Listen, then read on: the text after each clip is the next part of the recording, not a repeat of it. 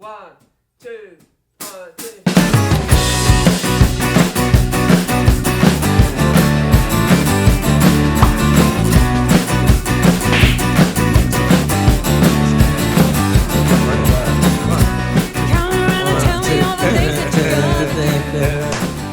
What's up, guys? Welcome back to Smack Panda podcast. Welcome back.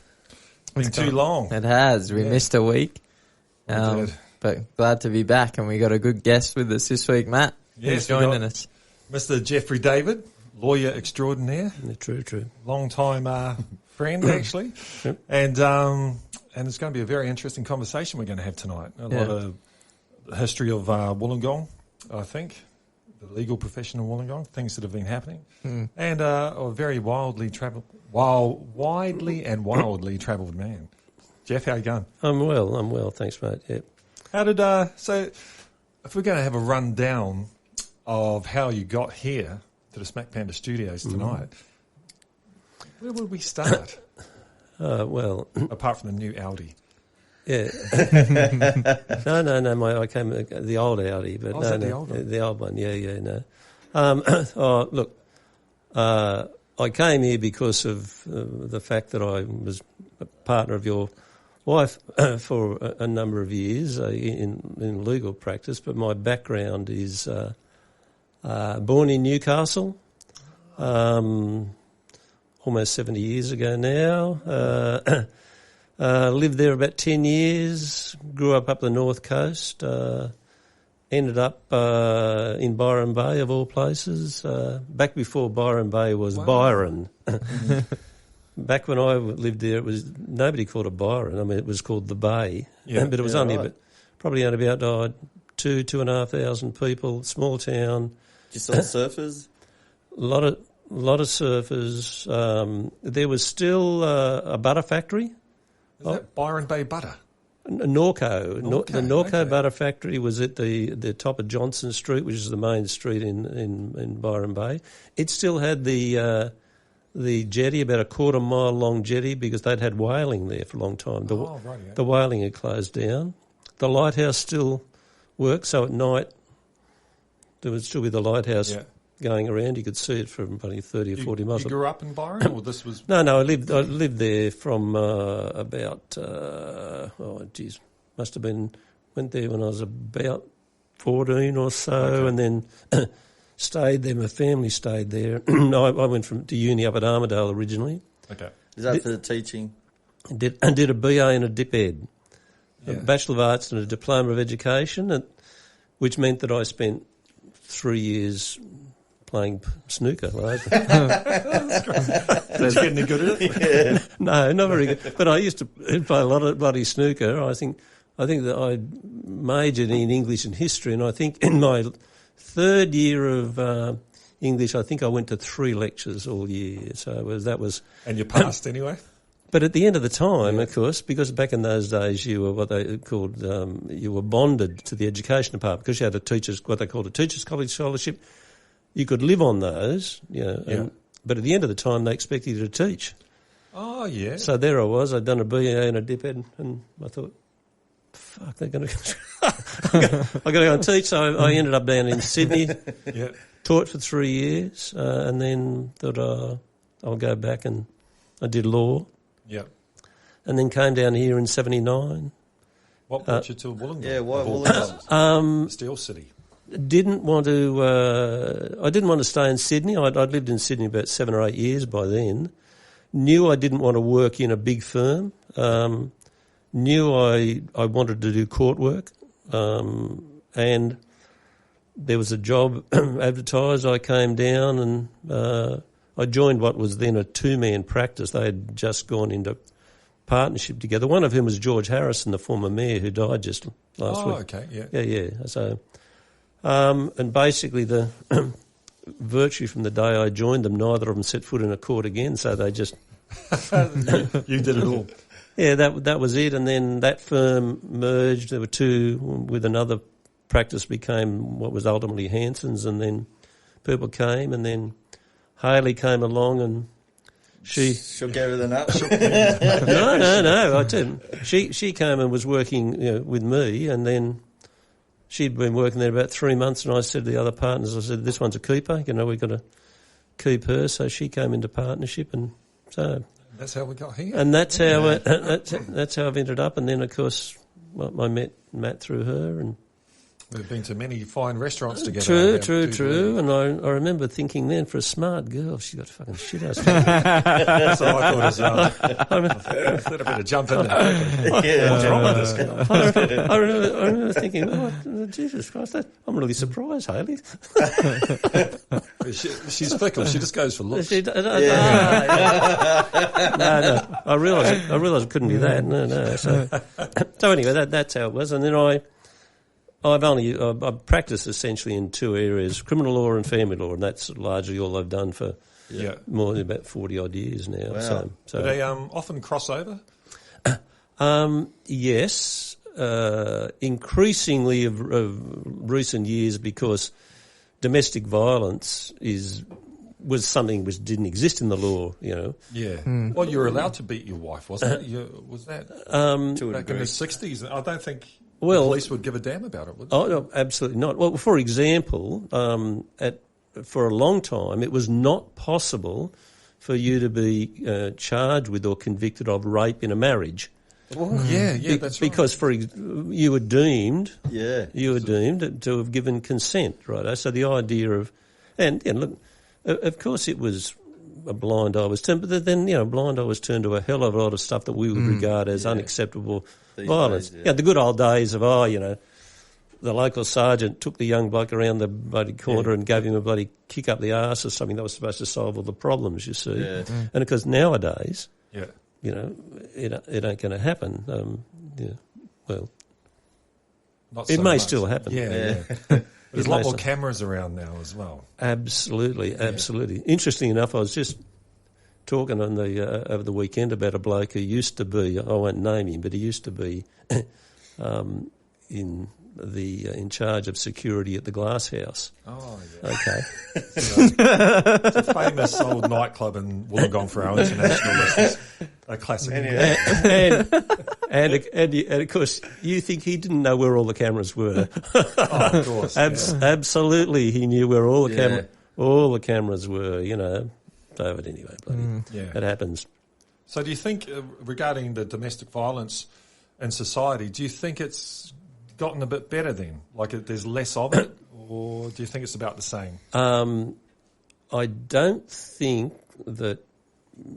Human behaviour. I don't think human nature significantly changes, but I think that there's an increasing realisation, hopefully, that it's not right. It's inappropriate, and look, it's like anything. You think 20 years ago, smoking was an everyday thing. Smoking it doesn't matter where you. People smoked around their kids. They smoked in hospital. Yep. Restaurants. In bloody restaurants, actually. Planes. Or back. Probably when I was still going to school, teachers used to come and would smoke in the bloody school. Teachers would light up their bloody pipe, etc. Now, of course, the world would bloody end. So society slowly is creeping toward. Well, it's getting a little bit better. Somewhere, isn't it? Well, it's getting better. That a case in point, growing up in New Zealand, was drink driving. It was just it wasn't even an issue when I was a teenager, and that would have been early 90s, late 80s. It just wasn't a big deal, and that's completely changed now. Yeah, I remember my old man driving all the time with a beer in his. Of course. And it wasn't actually against the law if you weren't over at the time. There was no law against. I remember when it come in, he was really pissed off.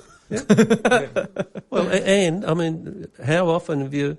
The blokes used to say, "Oh, listen, I don't drive okay until I've had a few schooners under the belt." Yeah. They all felt because they felt relaxed, etc., etc. Yeah. Oh yeah. So society can change it. I think it is actually getting better slowly. Do you think maybe though the divorce rate's obviously a lot higher now too? It's acceptable to divorce. Yeah, that's what I mean. Like it's okay. So knowing that you can leave this bastard. Yeah, perhaps presents a different outcome as well.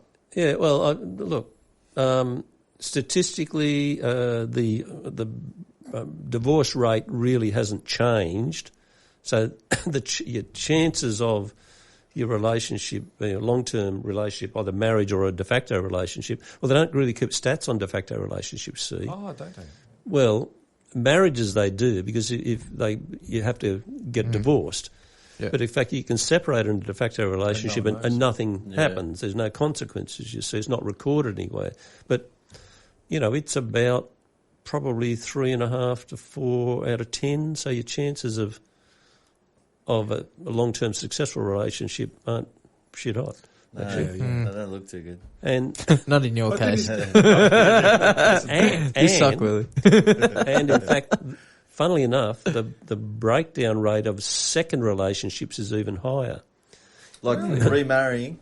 Yep. Yeah, wow. I thought that would have been better. You would common sense would tell you, okay, well, I've been there, I've made the mistake, I've learnt from mistakes, and no, it's the old joke. Yeah. The bloke was asked, "Have you learnt from your mistakes?" And he says, "Yes, I can repeat them perfectly." That's exactly right. They're good. To spin back a little, well, a lot really. Where did the change come from teaching to wanting to go into law?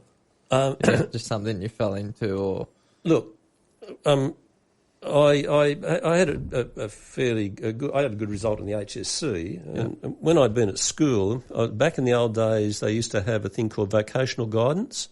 Yep. Okay, someone would come into the school once or twice a year, and they would talk to students, and they'd tell them, "Oh, this is the sort of stuff you should be looking at as a career, righto?" And with me, it was law or medicine. They were the two I said. So, but of course, I did the HSC. I had no idea what I wanted to do. I got a scholarship to do law in Sydney, but of course there were only 2 unis in Sydney at that time, and you couldn't live on the scholarship back in those days. And because I didn't have any connections in Sydney or whatever, so. But on the other hand, I also got what's called a teachers' college scholarship, which you could live on. So, and that was at Armidale, and so. So there was no passion for teaching No, initially. there was no particular passion for law. It's just, I taught, and I didn't find teaching a struggle. What type of teacher were you? Fabulous, thank you. I'm sure you were. English and history. Well, that's 2 interesting subjects anyway. History, at least. Yeah, English. I like is all right. English. No, Yeah. anyway, English and history is what I taught, but then I didn't. But I found, after I was only been teaching about 3 years, and I was winging it. I'd be walking down the corridor to the class and making up the lesson as I was going. Yeah. And I'm thinking, I'm going to turn around in 20 years' time and think, what a waste. But because teaching's got a lot to go, For a young bloke, I was single. The pay wasn't bad. The holidays are bloody fabulous. Yeah. And, of course, I wasn't working hard. It wasn't as though I was bloody knocking myself out. I couldn't be a teacher now. Was that in the 70s, you said? Yes, 78, was it? 70, about 73 to 76 or so, yeah. You're saying teachers have it a bit rougher now. Oh, shit, yeah. Yeah. Well, there's a couple of things. I mean, one is, as a society, we've loaded all these ridiculous expectations on schools and teachers. Yeah. I mean, we've got a social issue, etc. What do we do? Oh, well, we'll fix it in schools. Foundation starts at home, not in the school. Absolutely. I mean, when I look back, I can remember I'd only just buddy out with the school I was teaching at in Sydney. They had a lot of the first wave of the Middle Eastern migrants in the school, and so you had a lot of these. It was what was called an intermediate boys' high back in those days. The last one in Sydney. So a lot of these young blokes, the young kids who are coming through from the Middle East, from Lebanon, from Syria. I think we had about 27 different nationalities in quite a small school. Yeah. And so you get these poor bloody kids in there who were just into school, had no real no English, and of course they're just, and a lot of them, you could see big wide-eyed bloody, Yeah. And What's this place? we had one class I was teaching. There was this Aussie kid, and he was a bloody grub. He was a shit, and he came out the front to do something, and as he walked back, there was this new kid, been in the country probably about 5 minutes, sitting there, you know, just like big doe-eyed, but he couldn't, and he just went and just knocked his pencil case off onto the floor, just to be a shit. Yeah. And I went up and I grabbed this bloody kid and I picked him up, carried him to the door, and threw him out the bloody door and slammed the door. Yep.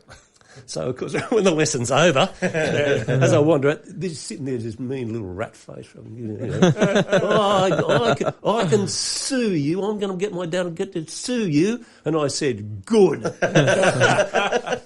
That was the end of it. That was So nowadays, of course, you know, you'd be... Is that what started you in law? Yeah, Take right. yourself. We'll see about that. No, anyway, but I thought, oh, Christ, anyway. But nowadays, of course, there'd be the...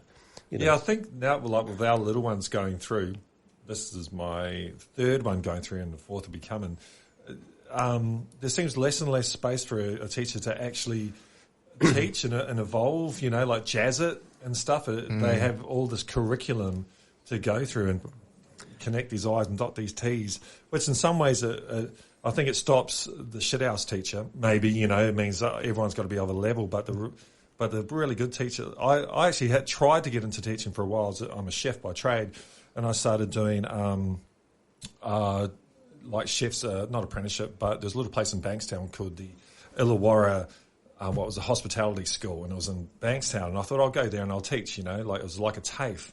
And I went there and it was a school, and they were charging like thousands for these Indian students to come over. And I said, okay, I got the gig. And I said, all right, where's the teaching kitchens? You know, teaching kitchen's a big bench and it's got a mirror behind you so the kids can see what you're doing and all that. There was no kitchen. I'm like, what do you mean there's no teaching kitchen? Like a there scam. would have been 200 or 300 kids there, and they're all paying like probably 10, 20 grand a year. And they said, no, what we've done is we've taken over the local bowling club and we're going to do it there. I'm like, okay. Rightio, well, let's go have a look at the local bowling club. And they said, well, actually, your first class starts now. Go down to the bowling club. So I went down to the bowling club. Not only was it was just a bowling club, a shitty little, you know, like one little fryer kind of bistro thing. There was 20 or 30 little Indian students there. Well, not little, they were adults. But we were supposed to do lunch. Like the bowling club was open. Oh, wow. It's slave labour. It was slave labour. And I was chatting to these guys.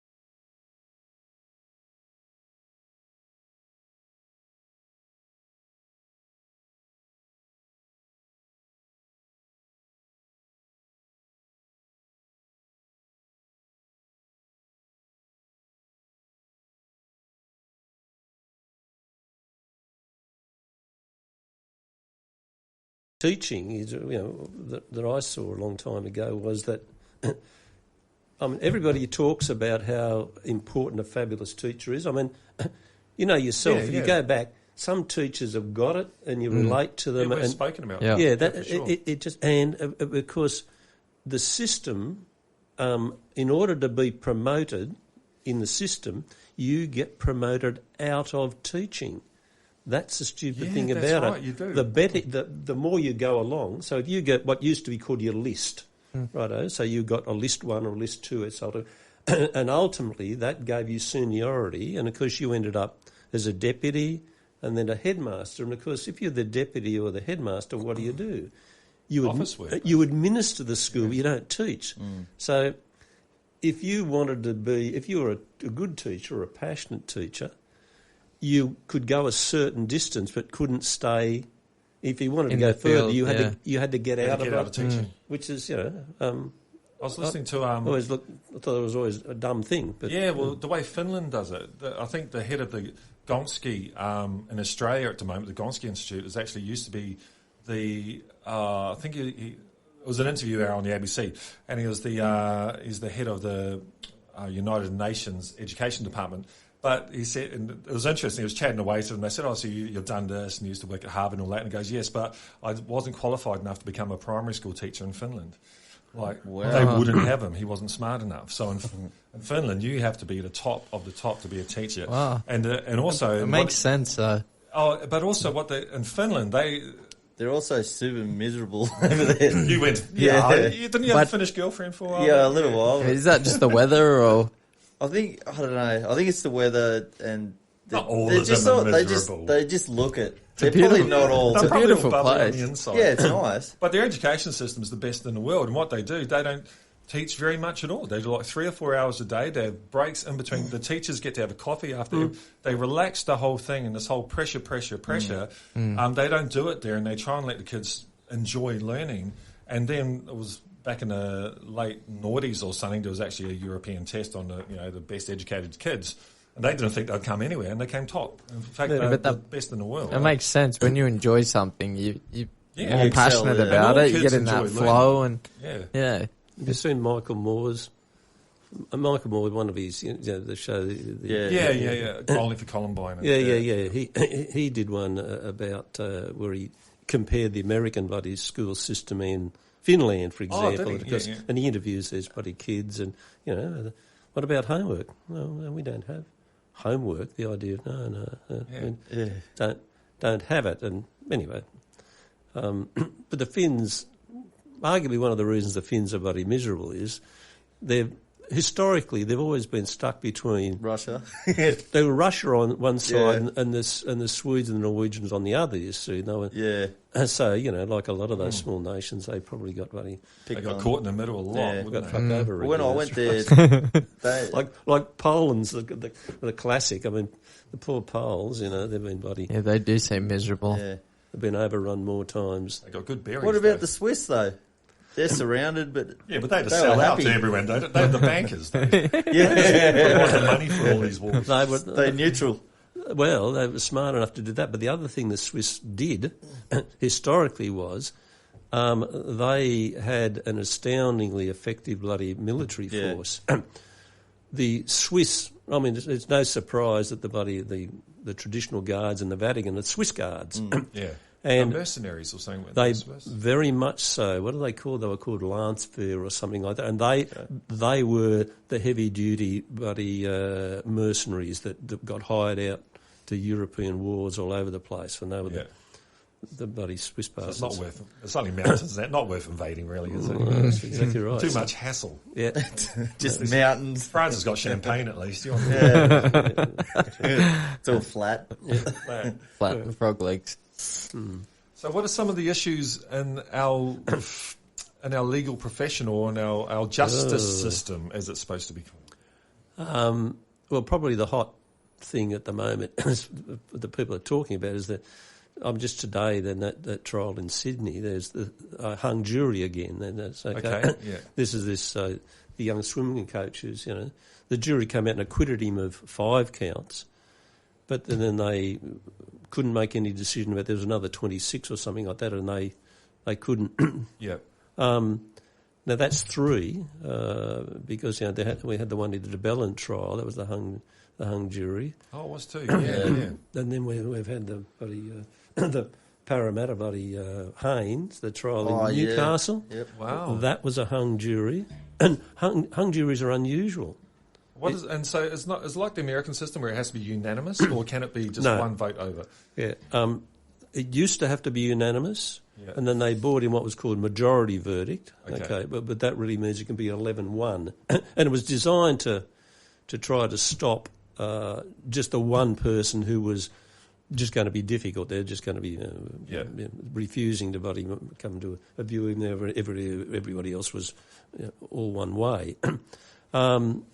So what that means is that on those juries, at least there were 2 people.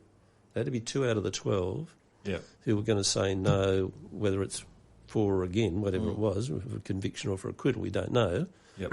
And you're not allowed to know. It's an offence. Oh, okay. Yeah. It's an offence to inquire of a juror. And you can't go and ask anything about jurors. You can't know anything about them, And that's juxtaposed versus the American system, whereas they know everything about the jurors, and they even interviewed them after the fact as well, don't they? Very much so. And I mean, you go back to the bloody O.J. Simpson trial. I mean, look at that. And of course they would come out and talk about it. And then here, I mean, our system's entirely different. Here, jurors are anonymous. In America, you know who's on the jury. If you've got money, you can get inquiries made about them, so you try to, and of course you can challenge them. In Australia, New South Wales certainly, you can only challenge 3 jurors. Defence can challenge 3, the Crown can challenge 3. But you know nothing about them. You don't know a name. They're given a number. They're called randomly. Yep. So, it's a...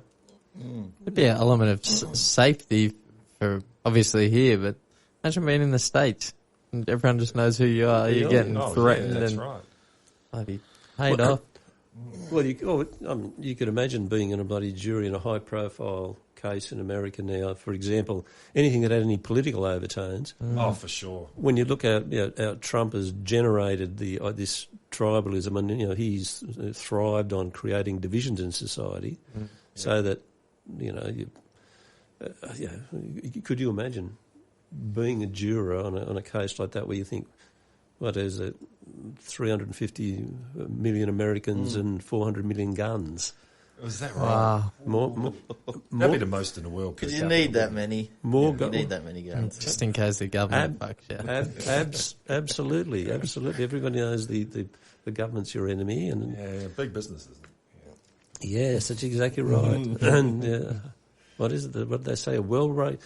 The right to bear arms of a well-regulated militia, I think, is in fact what the Constitution says. It doesn't say everybody. It says a well-regulated militia. But of course, anyway. But there was a few of them running around in the last few months over there as well. That looked pretty hairy. In Michigan, that's where they go in. I mean, they go into the bloody state capitol, effectively their Parliament House there, and they parade around in bloody camo gear with bloody, and they're heavy-duty weapons. I mean, they have open right to bear it. And you see them on bloody TV. Yeah. They will go down. They'll get dressed in the full camo gear with bloody, bullets bloody all over them, and massive bloody assault rifles, and they'll go parading through a supermarket just to bloody make a point. Open carry or something. Is it called? That's exactly right. Disgusting, that is disgusting. That forces everyone else to be on the back That's foot. exactly It can shoot you. That's just to freak people out, And of course, what's your problem? I've got the right here, And of course, Not instigation. good for society. Nah. You got to do what the Irish did. They had. I wish David was on. He'd talk about it. But you bury your guns. Once everything's settled, let's say the IRA still want to have the possibility to bring them out, but you don't leave them in society. You can't have it, man. Nah. So you certainly bury me for the IRA. That's you certainly oiled them up. Though. You've seen that film called The Guard? Oh, that's classic. That Guard was fantastic.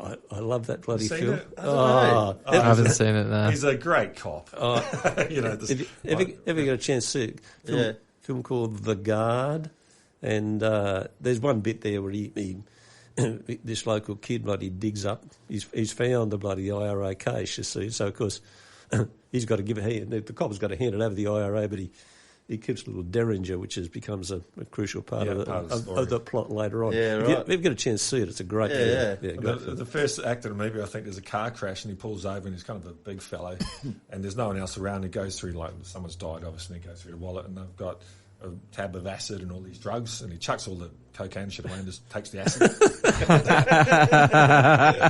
it's kind of that. He's a good guy, but he doesn't play by the rules. Anyway, if you get a chance to see it, good film. Yeah, sweet.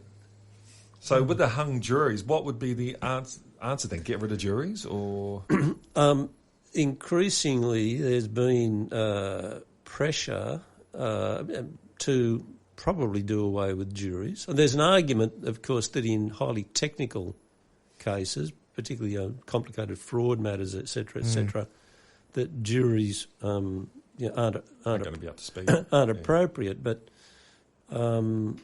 It's part of our democracy, though, isn't it? That we are judged by our peers.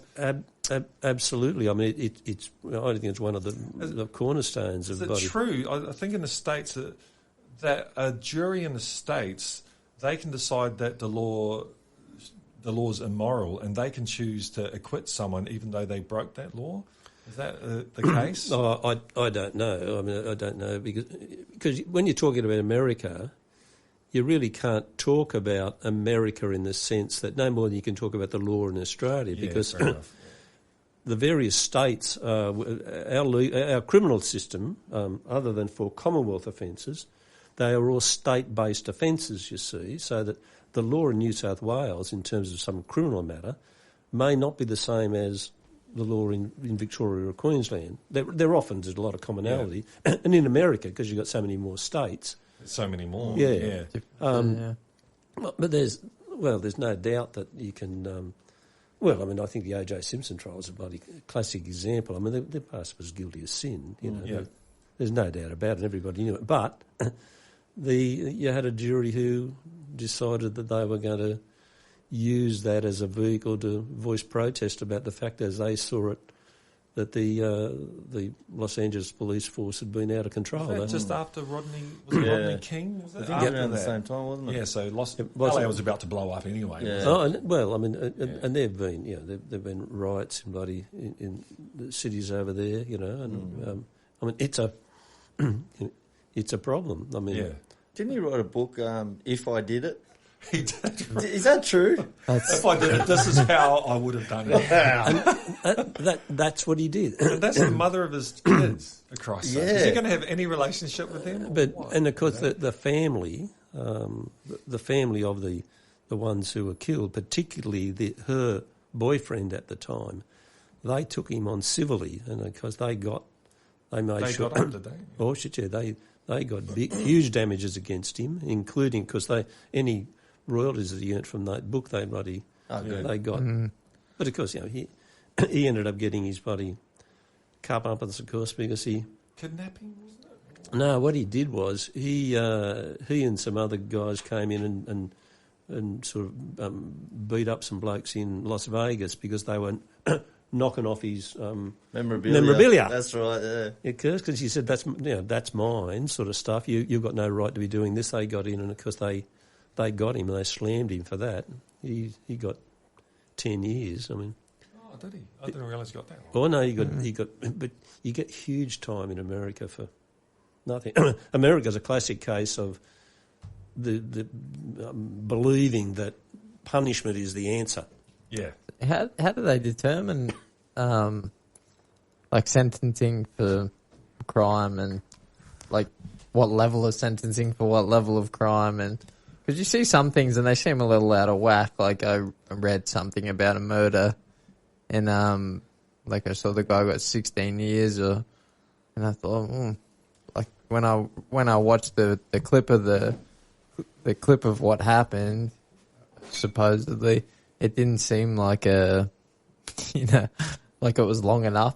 Almost like I understand, maybe there was a mental illness or something, but yeah, I don't know. It just look, it's a hard one to work out. Sentencing is tough. I mean, a judge in sentencing has got to take, broadly speaking, two things into account. They have to look at what's called the objective seriousness. Okay, they say here's the offence. And as an outsider, if you look at this objectively, not taking into account the individual circumstances, how serious is the crime and how bad an example is it, right? So you can't say that all crimes are the same in the sense that, for example, if you're charged with assault, right, an assault can be something that doesn't involve actually using any force upon anybody at all. You can assault somebody by threatening them.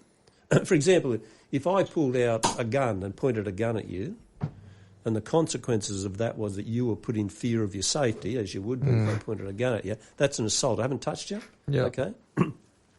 An assault can be a touching of somebody, theoretically. Now, an assault can also be punching somebody. Now, you look at that and say they're the same charge, but that's what I'm saying about what they call objectively serious. At where on the scale of it does it fall? Then the other thing a judge has got to do is say, all right, now I've got to look at the individual circumstances, what are called the subjective circumstances of the person who did it. Yep. Are they young? Have they got some mental illness issue? Have they got some disability? Were they provoked? You know, what were the circumstances of it?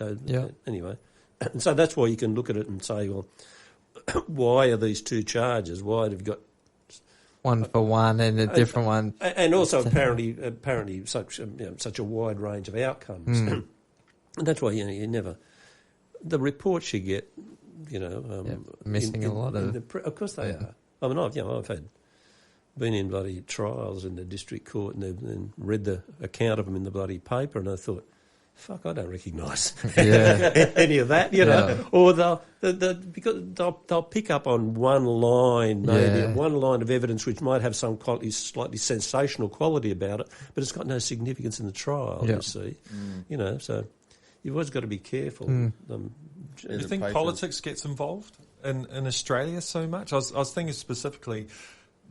Back as a while ago, the Bilal case, was it the grooming? The nasty pieces of work, but they got 80 or 90 years, which is more.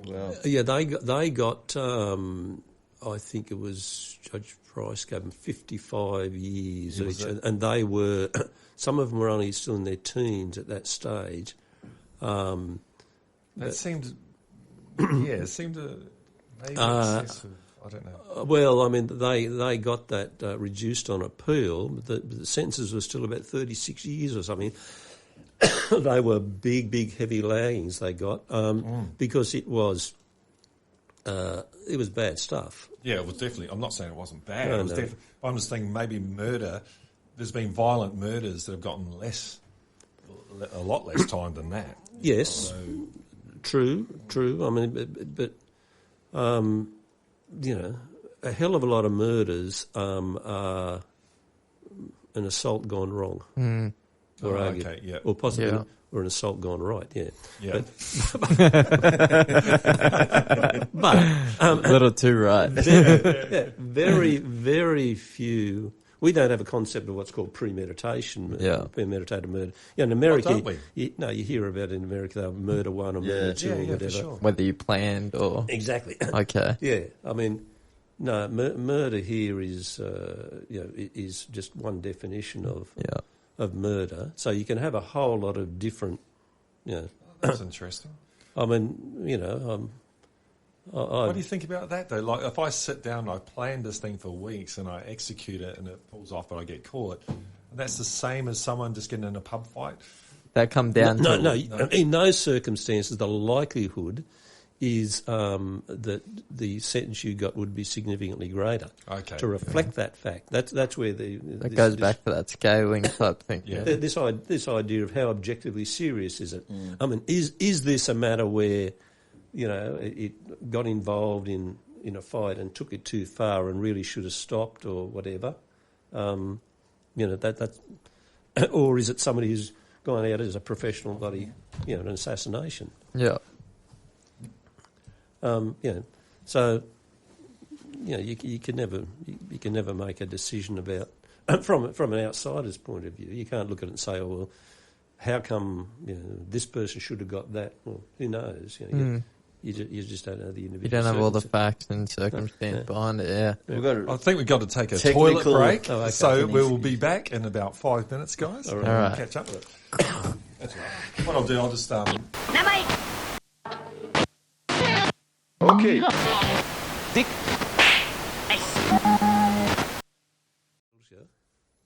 Okay. And we're back. Thanks for the wee break. We're all sorted now. We're back to it with Mr. Jeffrey David. Yep. This is going great, by the way. I think everyone's finding it really informative. So we were just about to ask if a client comes to see you and they you suspect they're guilty or you believe they're guilty. whether you can ask them Would as you such. ask them? Yeah. You don't. it's a question that I get asked a lot. I mean, there's a mistaken belief that you can act for somebody and try to get them off, even though they've told you they're guilty. Now, ethically, you can't do it because lawyers have got two roles. One, they represent the client, but they are also what's called an officer of the court. And you have privileges, that you've got certain rights in the court, but if you abuse that by, for example, assisting a person to mislead the court, then very serious consequences. You can get struck off for that. You can get what they call in America disbarred. Yeah. It very rarely happens. My practice has always been to say to the client, look, in a lot of cases, at this stage, I don't particularly need for you to tell me your version. Why? Because you're innocent. And there's a presumption of innocence. And I'm proceeding on the assumption that there's a presumption of innocence here.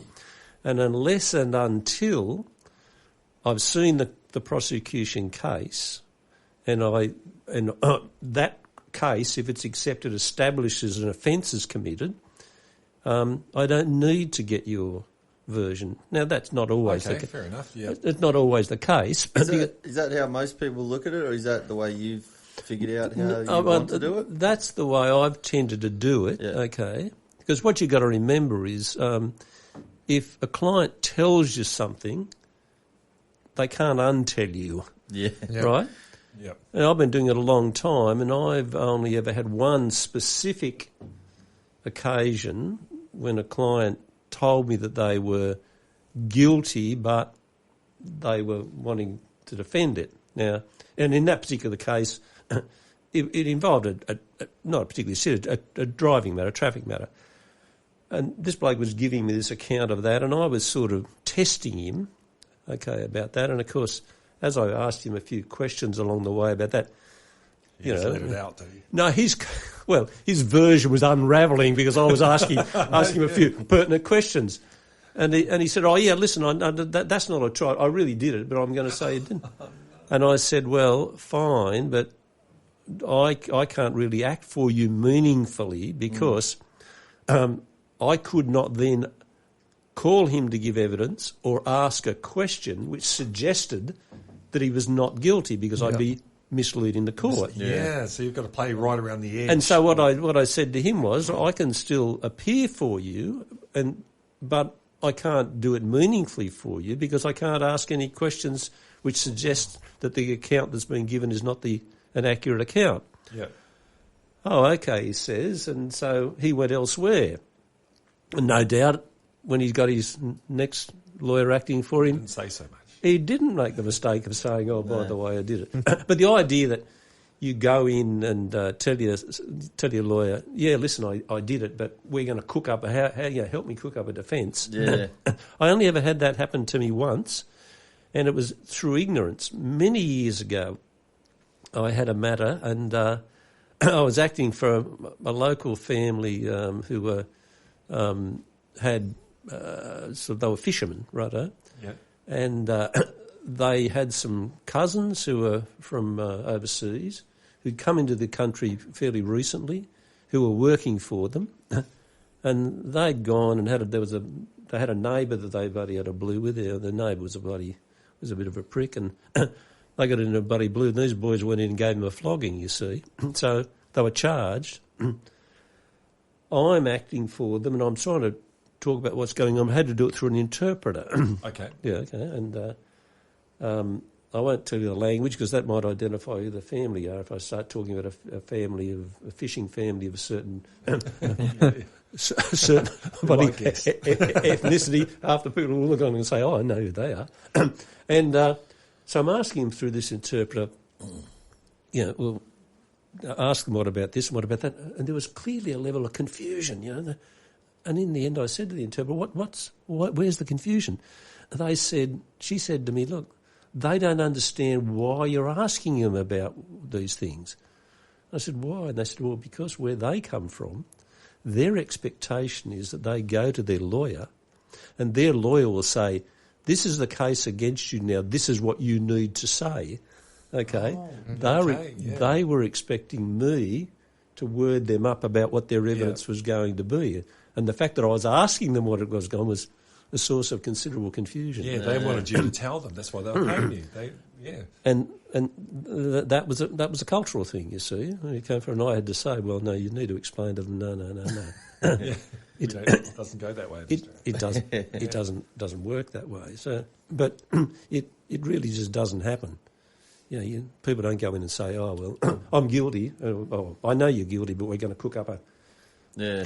I was listening to an interview on the ABC again with the lawyer that defended, what's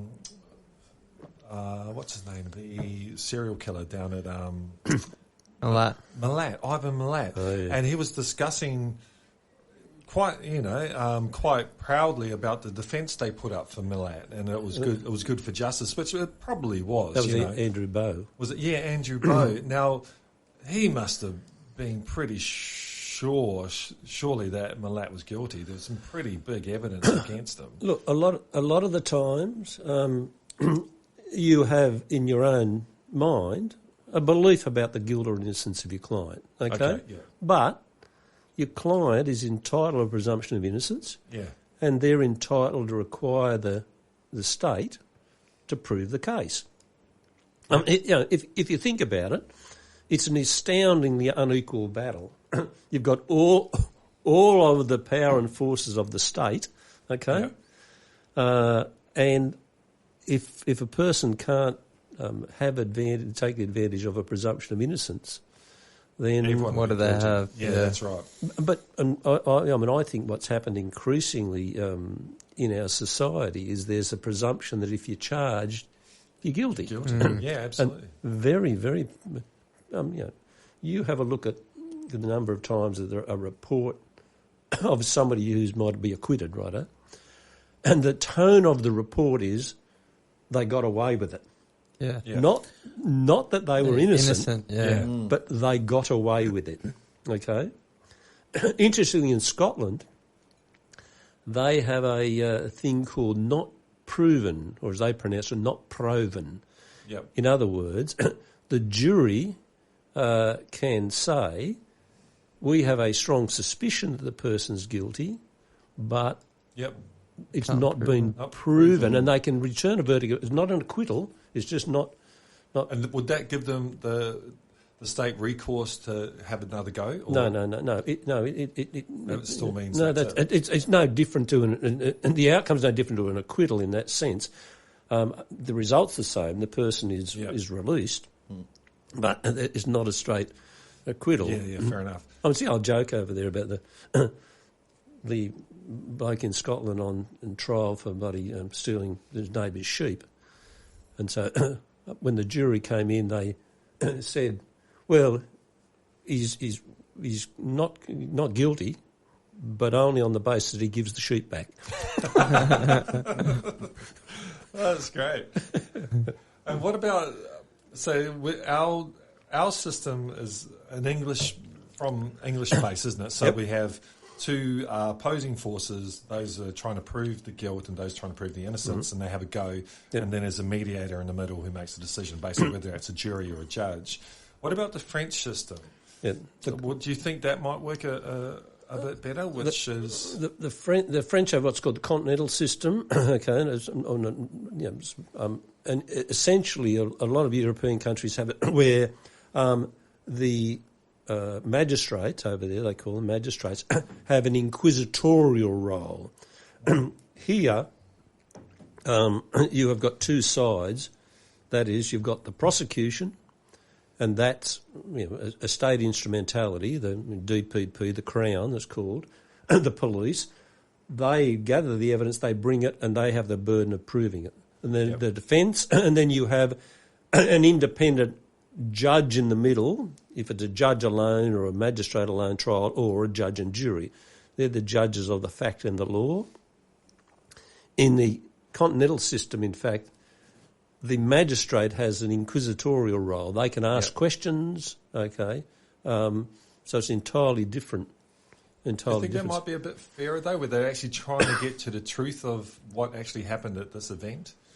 Can we handle the truth? Probably. And truth, is there ever a truth, though? Answers? I think I'm entitled. You want answers? I want the truth! You can't handle the truth! Ever a truth, though? That's it. That's exactly right.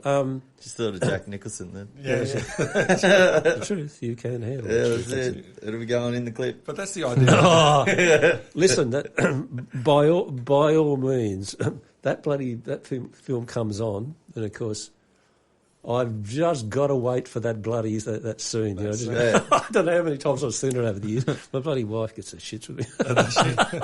Yeah. It's a pretty powerful scene, though. Like, I know nothing about law, and I'm like, wow. But I think no one knows anything about law apart from lawyers. 'Cause Lawyers, when you yeah. well, not even lawyers in Australia, they're solicitors, isn't it? It's not- I mean, lawyers are a generic term. Yeah. The general term. There in Australia, most states we have what's called a split profession. You've got solicitors and barristers, right? Yeah. The vast majority of solicitors don't do court work. They might do transactional work. They might do estate work. They assist people buying and selling property, organising their financial affairs, their estate, etc. But barristers most generally do nothing but court work. So Why did that happen? Why the split? It's largely inherited from the common law system over there because they used to have what were called inns of court in Britain. And so what you had was you had the court, and in fact the original court used to travel around, okay, so you didn't have a court in town at any given time. There would be a travelling judge, and they used to be called the assizes, so that when the magistrate or judge was in town, then they would have the trials or whatever that were there. But the rest of the time there was often no trial. Okay, yeah. In fact, we were talking about assault before. One of the earliest cases in English law is a bloke was convicted of an assault because he put his hand on his sword. Okay, and he said, effectively, if the judges weren't in town, in other words, if the court wasn't here at the moment, you'd be for the chop. Put his hand on his sword and basically said, if the assizes weren't here now, the bloke made a complaint, and that he was in fact convicted of an assault, and that's probably one of the earliest cases of an assault when there was no touching. Yeah. But it was the mere threat. Yeah. And not only the threat, but the ability to carry out the threat. Yeah. See, I mean... But can that go too far? Like in our society now, where everyone gets offended by what is an assault? Surely. If you've got a weak disposition, surely looking at you funny can be assault in that case. Well, you know? I mean, look at the explosion of AVOs. Yeah. I mean, I know that there was a case a few years ago out at Albion Park, and there was one street, righto, and I think there were 23 or 24 cross AVOs. Every on one street. Albion Park. everybody in the bloody street had a. Well, We love our park fans, of course. God. I said it almost in jest some time ago. Listen, the simplest thing to do when you're born, you just get an AVO. You get an AVO against the world. Okay? Right? Nobody's allowed to assault, molest, harass, or interfere with me. Right? They're not. Okay. Anyway. So yeah, I can't believe that. That's funny. Yeah, but it's a slippery. I It is think a it kind of slippery diminishes because there are people there that bloody need AVOs. Yeah, There's definitely. some people in real Yeah. trouble, and there's the amount of murders that happen, domestic violent murders that happen. They need AVOs, and if everyone gets them as a matter of proceedings to maybe win my court date, if I get an AVO against this person, maybe it'll help me in court. Is that a case? Very much so. And the problem is that the genuine ones, the worthwhile ones Yeah. tend to get lost in the wash. Yeah, absolutely. I mean, in Wollongong, for example, the AVO list is on a Thursday. If you go in there, so many of those matters are just bloody shit, Not serious at all. Well, and of course, police inevitably get a bit cynical about them, righto, because they're thinking, yeah. Courts can very easily fall into a fairly cynical, blasé, approach. And of course, the danger is then that the serious ones I missed. Yeah. missed, or they don't get treated with the seriousness. Yeah. But, I mean, there's this magic idea that if you get an AVO, it's going to give you protection. Yeah. Listen, if some bastard's prepared to do something, They're going to do it. they're going to do it. And standing there and waving a bit of paper in their face and saying, you can't do that because I've got an AVO. Yeah. Oh, shit, I won't do it then, Yeah. By the time they've gotten to that point, cameras aren't going to stop them. No, Yeah. no, You need a rock.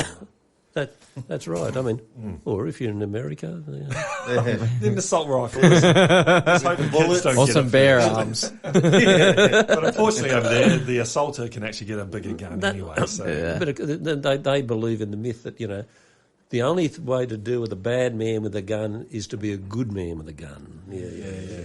Liberty balance. That's right, yeah. But I'm sure, what's the statistics of people actually being in the line of fire and then shooting back at the gunman, wouldn't you be just shitting yourself? And Yeah. Even in even soldiers don't shoot. Yeah, a lot of them like, don't, yeah. Well, in Vietnam, I think it was 1 in 10 actually shot at Yeah. Germany. Most of them just didn't want to do it. Who wants to kill someone? It's hard enough killing an animal. Yeah. Well, yes, and the chances are of you using a weapon effectively. Yeah, Yeah, if that's you're right, untrained. I remember, you saw the films about the Wild West, the classic, the gunfighter, etc., etc. They both whip out their bloody gun. Yeah. There's an account of classically blokes in a saloon, a pub, no doubt pissed because they were heavy drinkers, playing cards. Yeah. The classic scene in the movie, they stand up. accusing him of cheating, etc., etc. Tempers flare. Guy jumps up, pulls out his gun, righto, and he starts firing at the guy across the table. And the guys across the table are probably about 6 or 8 feet away, but he missed him. 7 bullets. No, and in the meantime, the other guy pulls his gun out of his pocket, because a hell of a lot of them didn't carry it in bloody holsters. He dragged his bloody gun out of his pocket, okay, because he had that magic thing. He was calm, and he just went bang and shot him, Yeah. And a hell of a lot of those guns in those days were astoundingly inaccurate. They had bent barrels or something. Or because it was often difficult to get the proper size ammunition. Yeah. Okay, so the fact that you might have a 45 didn't necessarily mean the calibre of the bloody shell that when it was 45. Yeah. It might have been a 44. It might have been something. So after it'd rattle down the barrel, the bloody guns would blow up. I mean, anyway, and this idea of whipping the bloody guns out. I mean, that Colt Dragoon pistol that they used, that thing was about, probably about a foot long, and I think they weighed about 6 or 7 pounds. Yeah. Righto? That's right. Pick up a house brick. Pick up a house brick and then try and cock the thing. I'll shoot you in the leg by the time I pull the You trigger. know what I love? How honourable they try and make the old days. Like you watch a lot of the cowboy movies too. They'll go out in the street, draw, as if that shit ever happened. Or you watch like medieval times and everyone was really noble when they died. And like, come on, They never show the truth. That's one thing that freaked me out. Well, actually, I'll start with the cowboy movies. Sam Peckinpah, if you've ever seen any of his films, he did one called Pat Garrett and Billy the Kid that had Bob Dylan in it, and that was as close, I think, to what the Wild West might have been. And there's a draw where they back to back and they walk 10 paces and they got to turn and shoot, and one guy's honourable and he walks 10 paces, and the other guy turned around on one. It's like bang. Yeah. Like That makes more sense. I have to say I think it's the best cowboy movie ever made and one of the best movies ever made. It's called Pat Garrett and Billy the Kid. Have you seen The Wild Bunch Peckinpah did? I haven't, no.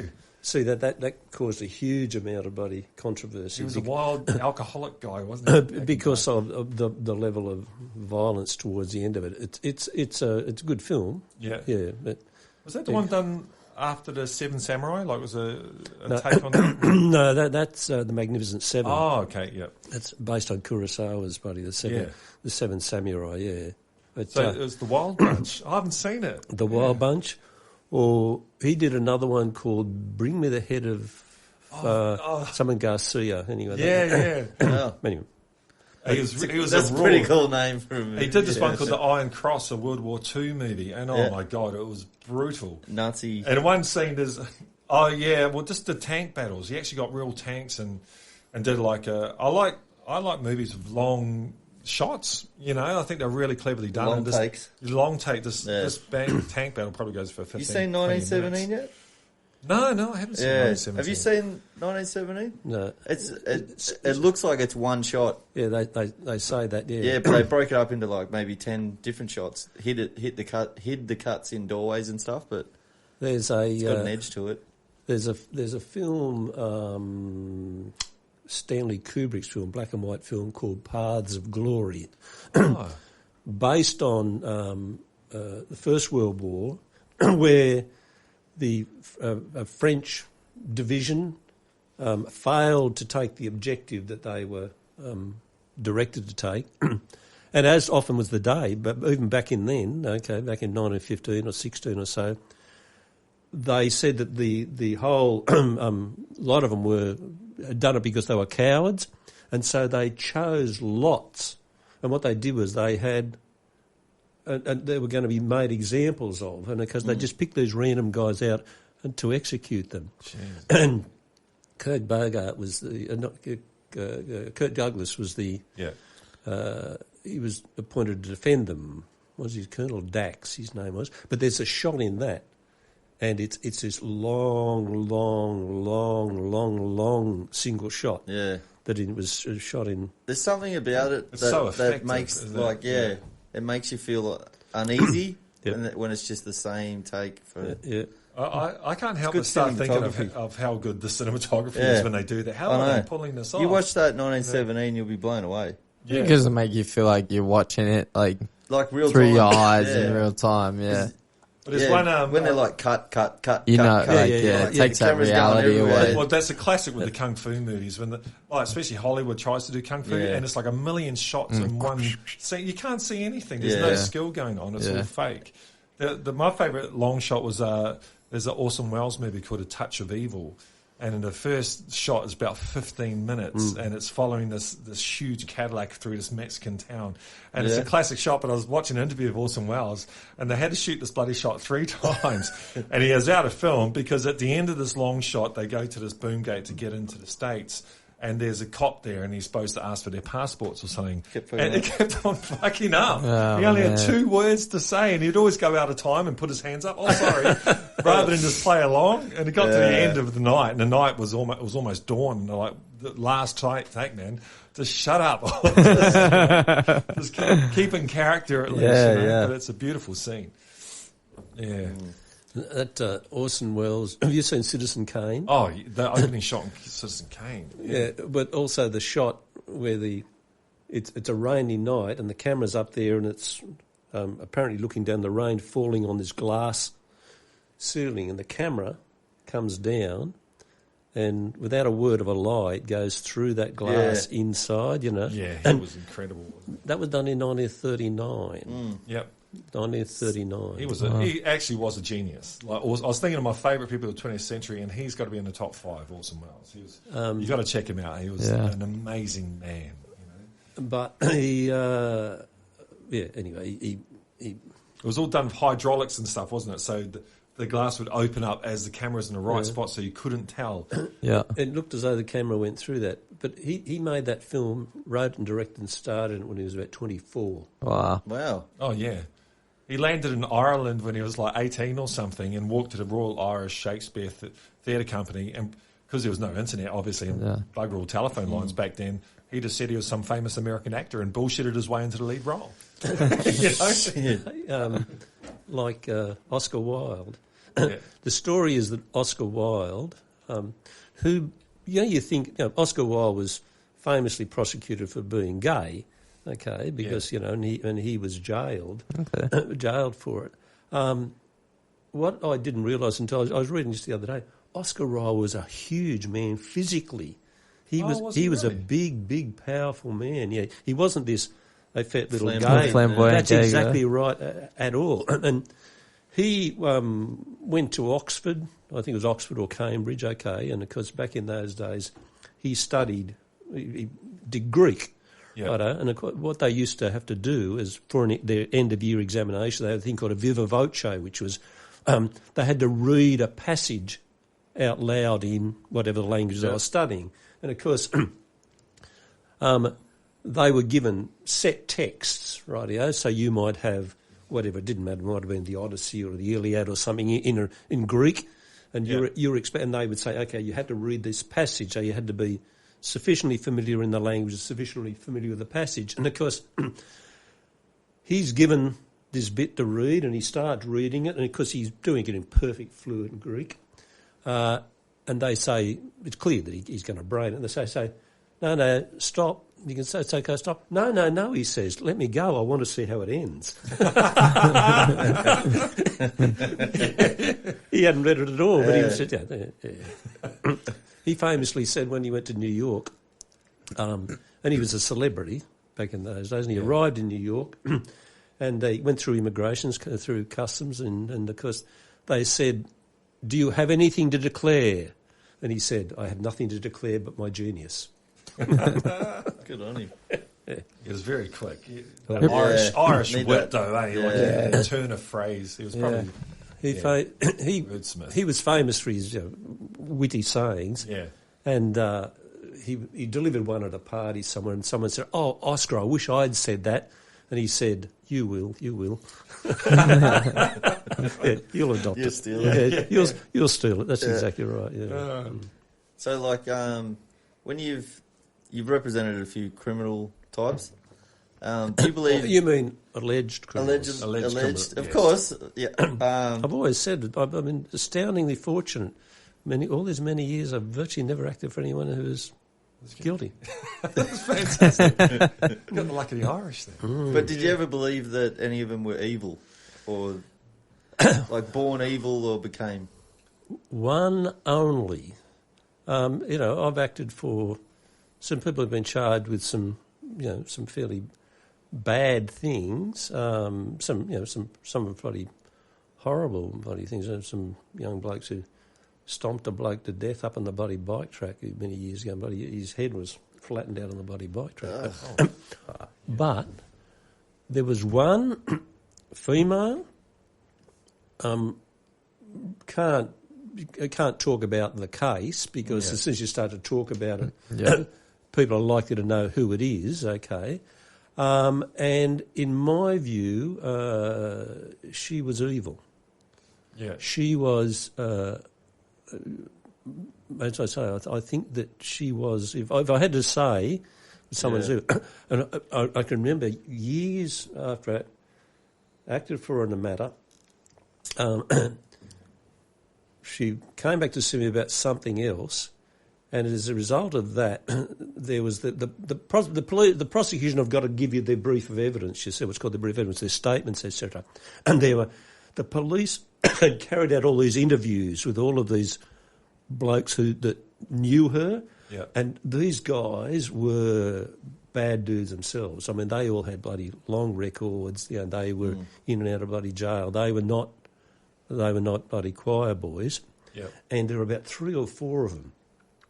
And often they were bloody fairly hard bastards. And the common thing that at some stage in all of their interviews with the police, when they were talking about her, they all said, she scares the shit out of me. They all said, and these weren't guys who were bloody shrinking violets. And they all said, no, she scares. Did you get like a bad vibe off her when you first met her, kind of thing? Yeah, she was. She was cold. Yeah. Calculating cold, kind of. There was a significant level of calculation. So about she's an her. Intelligent person. She had I don't know what it was, you know, but she was, she was in my view, a bad person. How do you, over the years, like dealing with so many people? Well, you said, you know, you've been fortunate and you haven't had to deal with too many of them. But how does pure it? blind luck. How do you? Does anything do you find it burdens you in any way, like carrying that? Because I know just watching, obviously there's an element of like it's meant to make you feel certain ways when you watch things, but definitely when you're reading about it, or it definitely makes I feel like some stuff sits heavy on me for a day or two. I'm like, let alone your family law work as well. How does a lawyer protect themselves mentally from what they're dealing with? Look, with me, it's never been an issue. There are some cases that you know they'll give you more angst, etc., than others, but that just varies. But generally speaking, no, and it's probably because I'm just a hard-hearted, self-centred bastard. I don't care about it. I'm a psychopath. I don't care about that. Look, I have always taken the view that you're not doing a good job for your client if you become emotionally invested in their matter for you. Because if you go to somebody, particularly in an area like family law, where there's often a lot of emotion. If you go to somebody and they just tell you what you want to hear, okay, listen, he's a bastard, he's treated you badly, and we'll get him, or she's a bloody selfish bitch, or whatever, etc., etc. They will feel good, okay, because they think, this person understands me, they're on my side, but you're not doing the client any good. Well, you're not. I say to my clients, listen, I can understand. You can never understand exactly what someone else is going to do, but I've got an understanding about that. But I don't do you any good. I'm not going to do you any good if I become too emotionally invested in this. I've got to stand back and try and give you some objective advice and say, well, I know you want to do this, and I know this is the way you feel, but it ain't going to happen. You ain't going to get the result. There's outside of viewpoint, intellectual, like logic, as opposed to emotional. But also getting this idea of that somehow the system is going to work out this, like the truth or right or wrong. The way I've said it at various times. In the many years I've been doing this, at no stage has God ever put his mighty hand through the wall of the court and said, you're right and you're wrong. Never happened. It ain't going to happen. It's not about that. A lot of the time it's about, particularly in family law, because if you think about it, family law is the court and the legal system is trying to disentangle what at one stage was a very close emotional relationship between two people. You're trying to disentangle them, but also it's a legal relationship. The act of marriage is in fact a legal. It's a legal entering into a legal contract, if you like. Recognised by law. Different to a de facto relationship in that sense, but. So it's a highly emotional thing at a time, and it's sometimes very difficult to tell people what they don't want to hear. It's the same in crime. You come in and somebody will tell you something, and they're going to plead guilty, and you tell them they're going to go to jail. That's a pretty shitty thing. Oh shit! That's a heavy thing to tell someone. You're going to say, listen, jail's inevitable. And. It can happen. I've had, people burst down in tears, because they've come in to sue me for a second opinion, and they've been told, oh, no, you'll get a bond for this. You won't get a jail, just get a bond. I mean, I had a guy I remember clearly many years ago, he had embezzled about $500,000 from his employer. And that was a lot of money back then, a lot of money, okay? Yeah. And he'd come to see me because he had another lawyer acting for him who'd who's, is not worth mentioning, but anyway, and he had told him, "Oh no, you'll get, you're going to plead guilty. You're guilty of this, but you're going to get a bond." I said, "You ain't going to get a bond. This is a jailable offence, and you're going to do time, He's there with his wife. He and his wife both burst into tears, Yeah. Yeah. So, Would be heavy. Do the crime though, eh? Well, you never know situations and circumstances, do you, Willie? no, you Let's don't. get back to the scale, baby. Yeah. You don't. You don't. Because Well, no one would know potentially, the law, would they? Like, No. we all probably break laws every day. The law book, yeah. Yeah. no one would We know joke every hands law in. in the country, surely. Look, and what makes what evidence is there that criminalising behaviour changes Actually behaviour? helps behaviour, yeah. Marginal at best. Yeah. I mean, I've said for a long time, if criminalising behaviour modified the way people behave to any a serious extent, Australia never would have been bloody settled by the English. Yeah. Yeah. I mean, you had a social movement at that stage. You had the Industrial Revolution. You had the collapse of the traditional feudal system. You had all these people thrown off the land, coming to the cities, half the time, crime followed. And, of course, what they did was they criminalised property offences particularly because, the people who had the power, Stuff. they had stuff. And other people, and, of course, so you had, heavy penalties for what we would regard as relatively minor crimes. Yeah. And making a crime out of an increasing of penalties. I mean, look at America and the bloody, the drugs. Look, the drug law is ludicrous. It is. I mean, my personal view is I just think that the notion that you are going to deal with, I think, what's a social issue, Yeah, definitely. is by criminalising it. I mean, look at America. Have you seen the show The Wire? Yeah, sure. Well, as I say, that it ends up being in the drug trade.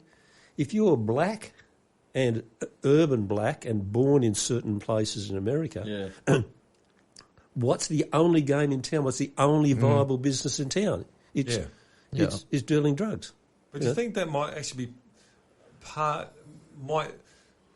might be the reason? There seems like the United States criminal system, or definitely their privately run jail system, is now seems to be a new form of slavery, where these people now they make jeans and they're actually making products. So they need, by moving part of the justice system into the capitalist system, doesn't, like if you're in a jail and you get money for having prisoners, don't you want more prisoners?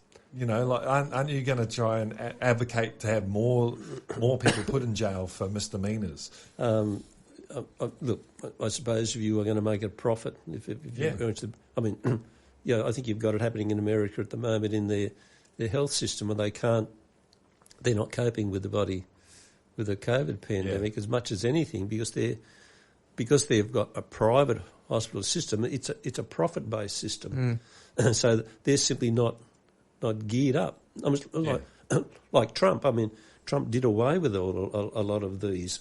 A lot of the protections were built in there because he said, as a businessman, which they all like, as a businessman, I don't like having all of these resources around being unused.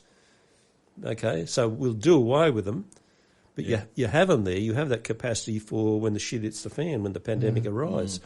And, of course, when they arose... Can't do anything with it, They couldn't even make masks. Well, Australia had problem making our own masks, didn't we? We get it all from China too, don't we? Yeah, everything was from China, and maybe putting all our eggs in one basket was the smartest thing to do. But, No, in America, I mean, it was...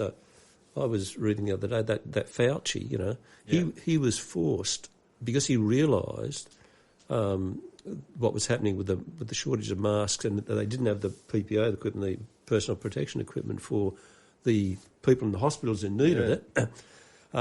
He was forced to say, "Oh, look, masking is in fact not all that significant. You don't I really remember need that. it." Yeah, So they could get the so that there wouldn't be a run on them. Demand, Yeah. I mean, it's just Wow. Yeah. Well, Haley and I were talking the other day. I had to go I've got a yearly checkup with my specialist and all that, and we had to put a mask on.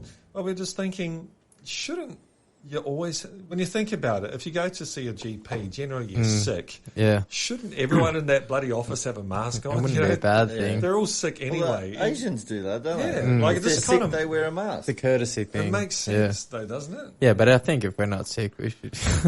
Yeah. It's a bit chaotic. We're all running around in masks now, but that definitely makes But sense. there is If you go to the. I've got friends that are completely anti-mask, especially down in Melbourne. Yeah. And they've got their reasons and all that. It's more of a political stance. But I think they're completely main missing point, the point. yeah. Well, I think also the way our future is going like China, where it's going to be a 5G. There's cameras everywhere. Your facial recognition. There'll be a social score. You know, if you jaywalk or you do X amount of things, you won't be able to catch a bus, which is what happens in China. And they have a social credit score. Now, what's one thing that will stop that happening? Yeah, The bloody mask. You But know, man, like, I tell you, maybe like a socialist revolution. Because fuck me, I don't want to live in a place like that, man. No, Well, they sell are so smack bad. panda masks. Smack Panda mask. Put a panda head on, guys. well, the whole thing's gone topsy turvy. 2020 was a wild year. Yeah, it's been. Have to There's admit. certainly been some changes. Yeah. And I suppose I tend to more the left end of the spectrum, but then the left end, left and right just got dissolved under Trump, and I don't know where I am anymore. You know, some things I think are common sense. Seeing That don't exist on. That don't exist on either side, though. no Common sense. Well, maybe it's That's smack bang in the middle. It might be a good That's the thing. is Panda that party. Now it's the Panda party where we take every. We'll get Jeff on board. Jeff on board. Just take everything as it comes and roll that idea around your head and say, "Oh, that's a good idea or a bad idea." You don't have to hoist your mast up and say, "I'm going to think." Couple this of way joints and a permanently." couple of beers on it. And then Well, there's our slogan. Oh, here's the slogan. Yes. What was that? Irony Overlord 2020. And irony overload 2020. Oh, It is. yeah, load. Yes. Yeah. You couldn't write 2020. It was fun. I like that Margaret and David. Did you see that? The the movie show guys. They did a review of 2020, and it was quite good. It was if it was a movie, it would be a pretty shit movie. It You would know, be, like, yeah. it just Oh, wouldn't it make would be, any yeah. sense. Started with bushfires. there's a super idiotic TV series that's just started on Stan. God, what's it called? I can't remember what it's called. It's about two Cronulla boys living on the North Shore in 2020, and it just rips off everything that happens in the year and the ideas of, all the political movements, and it's actually pretty accurate, but it's ridiculous. Check it out. Yeah. We'll put a link to I it. thought it was hilarious. What's this one? Well, yeah, we were talking. We've got a family violence, an extended definition. So, what is happening?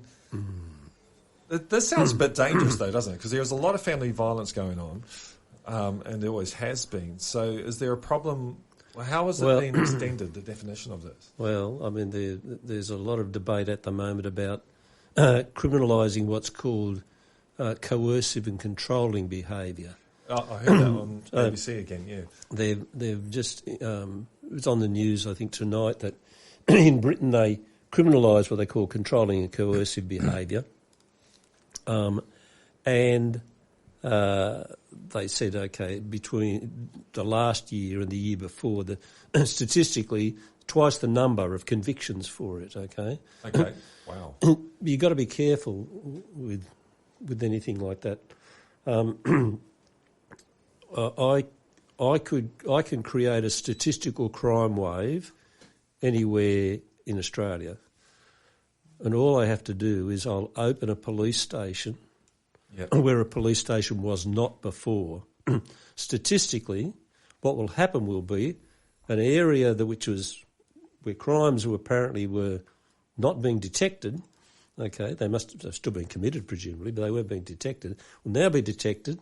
They'll go into the system. So what you'll have is effectively flat line before, but suddenly bang, you've got a spike. So statistically, that's going to be a crime wave. Yeah.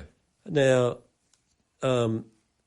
behaviour, if you criminalise behaviour, okay, that is, there's behaviour which is occurring but we are now going to identify that behaviour as being criminal behaviour, then you are going to create a statistical blip. And that's effectively what's happening in the UK, because it started off, suddenly they've got these numbers, okay? I mean, look, does it happen? Yes. Is it... Isn't it subjective though? How would you police that? You know, think about it this way. The wife says, "Look, I couldn't go anywhere without him, and I wasn't allowed to spend money, and he made me account for every bloody cent that I spent." Okay, so I always felt I was. He would say, "Well, what have you spent this money for? Where's our money going?" Yeah. So she says, "Look at that. That's coercive and controlling behaviour, right?" His version is, "Listen, things were tight. Okay, we were under pressure financially. We were meeting the bills was always an issue. It was a source of tension all the time about how we could pay for stuff, and so." I was really conscious, so I'd be saying to her, "Well, hang on, where's this money going, da-da-da-da-da?" So you might have two bits of behaviour there. She's got packages from eBay turning up every day. One of them identifies that behaviour as coercive and controlling, him trying to control how I spend my money and limit my freedom. He's saying, "Well, hang on, no, I'm concerned about because I think her spending's irresponsible, etc., etc." It's just a question of how do you approach it. Look, there is no doubt that there's behaviour which is, it's like anything at an end of the spectrum where it becomes bad behaviour. But I can remember under the Family Law Act, they extended the definition of family violence, righto, to behaviour which they didn't criminalise, but under the Family Law Act it had to be taken into account, particularly in parenting matters. So that include controlling behaviour, coercive behaviour, etc., the stalking, harassing, etc., etc. Now, the consequence of all of that is they said, all right, look, because this is now, we have an extended definition of family violence, and family violence, if it's present, carries so much weight in a court's decision about parenting matters, where the children are going to live or who's going to be primarily responsible.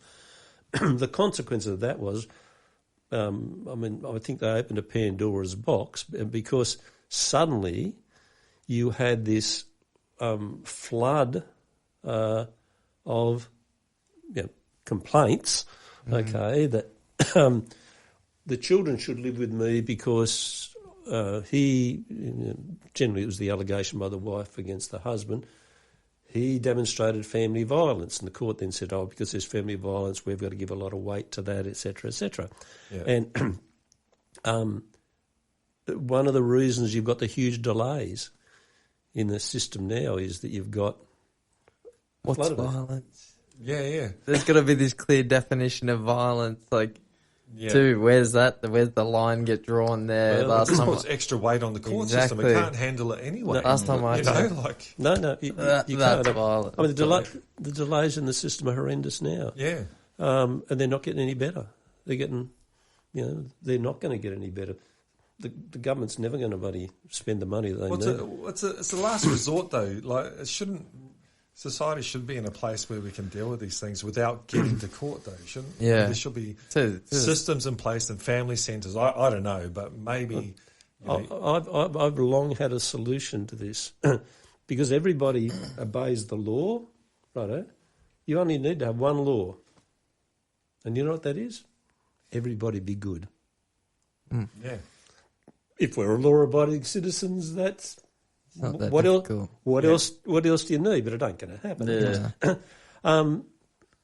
Yeah.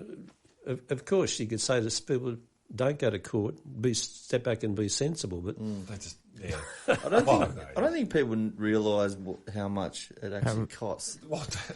They're too quick to run. They'll split up and then they're like, "Quick, we'll take them to court." Yeah, we'll fight over the kids. And it doesn't work. It never works very dollars well. quickly disappear. I say to my clients, particularly in family law, particularly in financial matters, I'll say to them, listen, I'm going to tell you this at the beginning. Forget about percentages, etc., etc. You've got to look at the dollars, okay? And if you get to the point where you are this far apart, okay, then it's an absolute crime for you to have a fight about that, because all you are doing in those circumstances, okay, is giving money to greedy, blood-sucking lawyers like me, okay, when you are far better. Don't do it. Yeah. Don't do it, okay, so that... But they don't think logically. The ego comes into play. Isn't it? It's a power thing. And that's why... Winning, losing. That's right, and that's the point I was making before. You are not doing a client any good unless you can step back and say, that's a bad decision. Yeah. I understand the way you feel. I understand that you think this is unjust, etc. Okay? It's just the way it is, man. So your advice would be to don't take it to court? For someone break it, like going through a separation or whatever? No. Individualised Look, again, eh? My advice is always avoid court if you can, of course. Yeah. Look, why would you let a stranger, righto, that's a judge, okay, maybe a highly intelligent, well-educated and experienced stranger, but they're still a stranger. Yeah. Why would you let them make decisions about such fundamental things about your life as to your relationship with your kids or whatever, unless they're an idiot?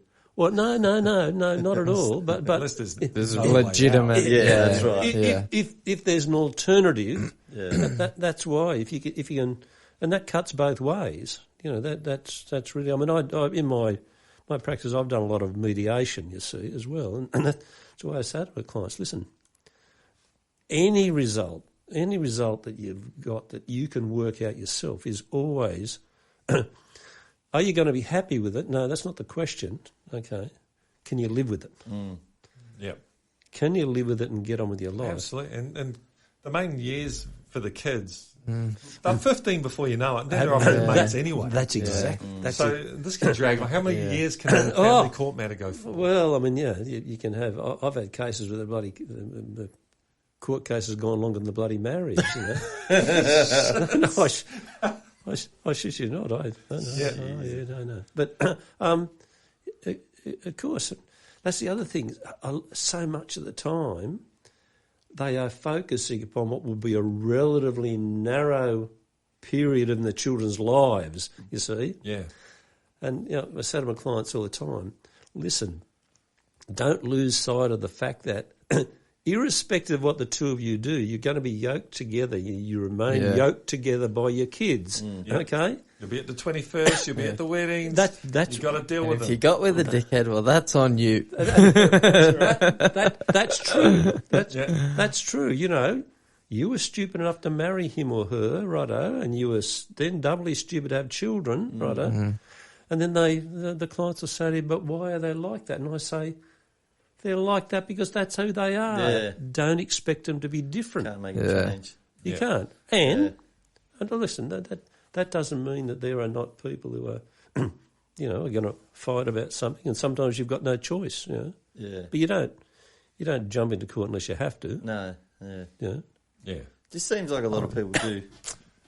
I think I it's maybe in my line we of work. see it on TV though, and you see. I don't know. The only court we ever see is shows on American Hollywood things. Yeah, you think it's like this, and my lawyer's going to win for me. That's I'm going to get rich. Yeah, I'm going to get the kids. I'm the best parent ever. Yeah. You realise maybe you're not the best parent ever. Maybe you get the kids and you're like, fuck. Now I get a break.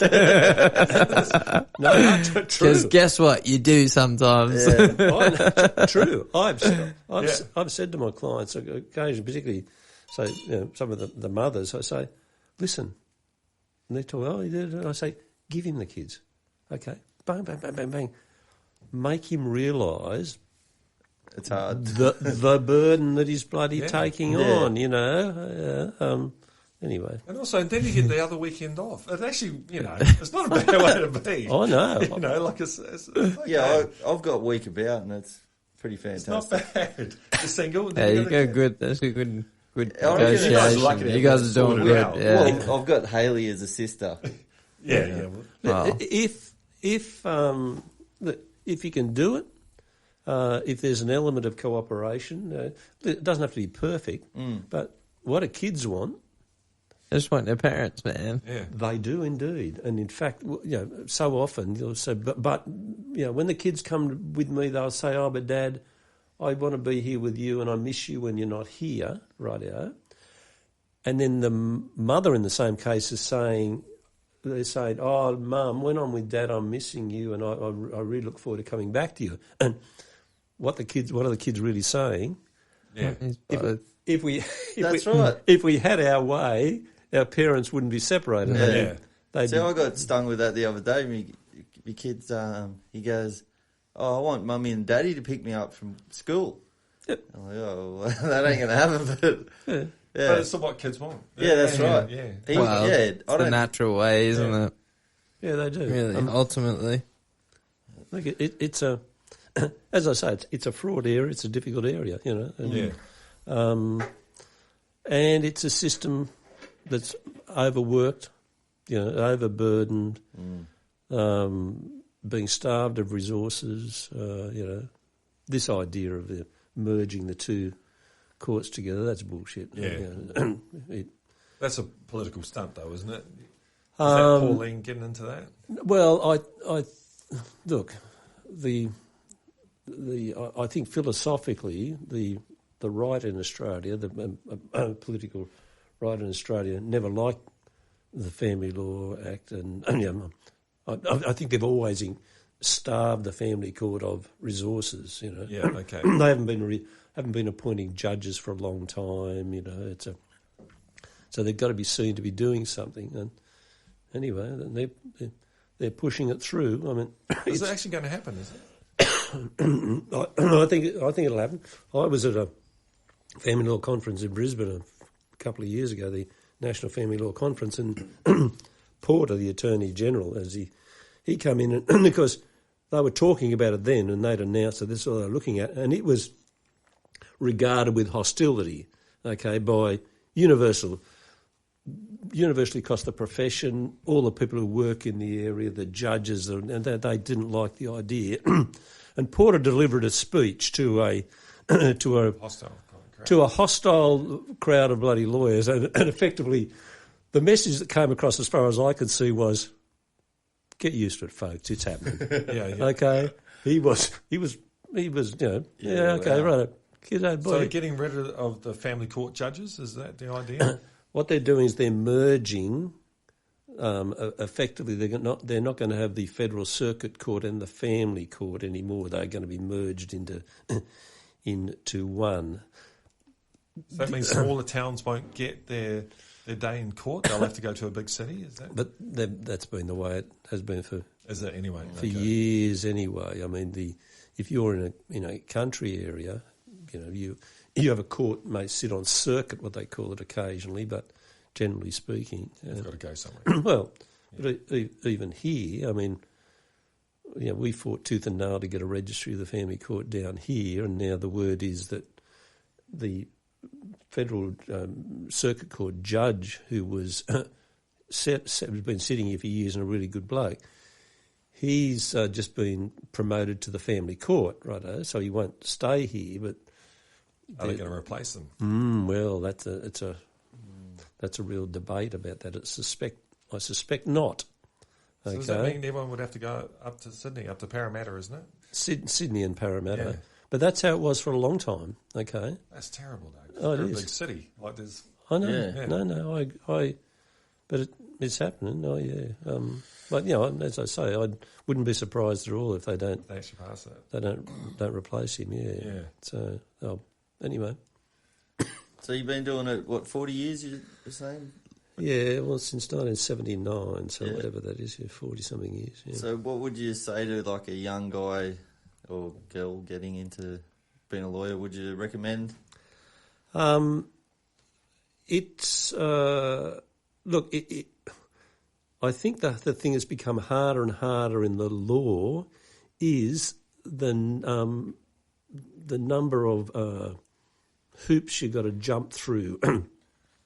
The administrative side of practice.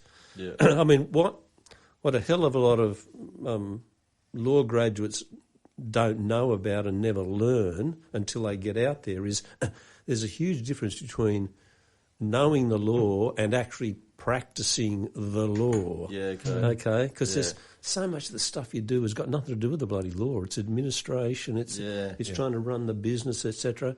And a hell of a lot of lawyers are smart people, but are astoundingly stupid as well. Yeah, they are. Academic. True.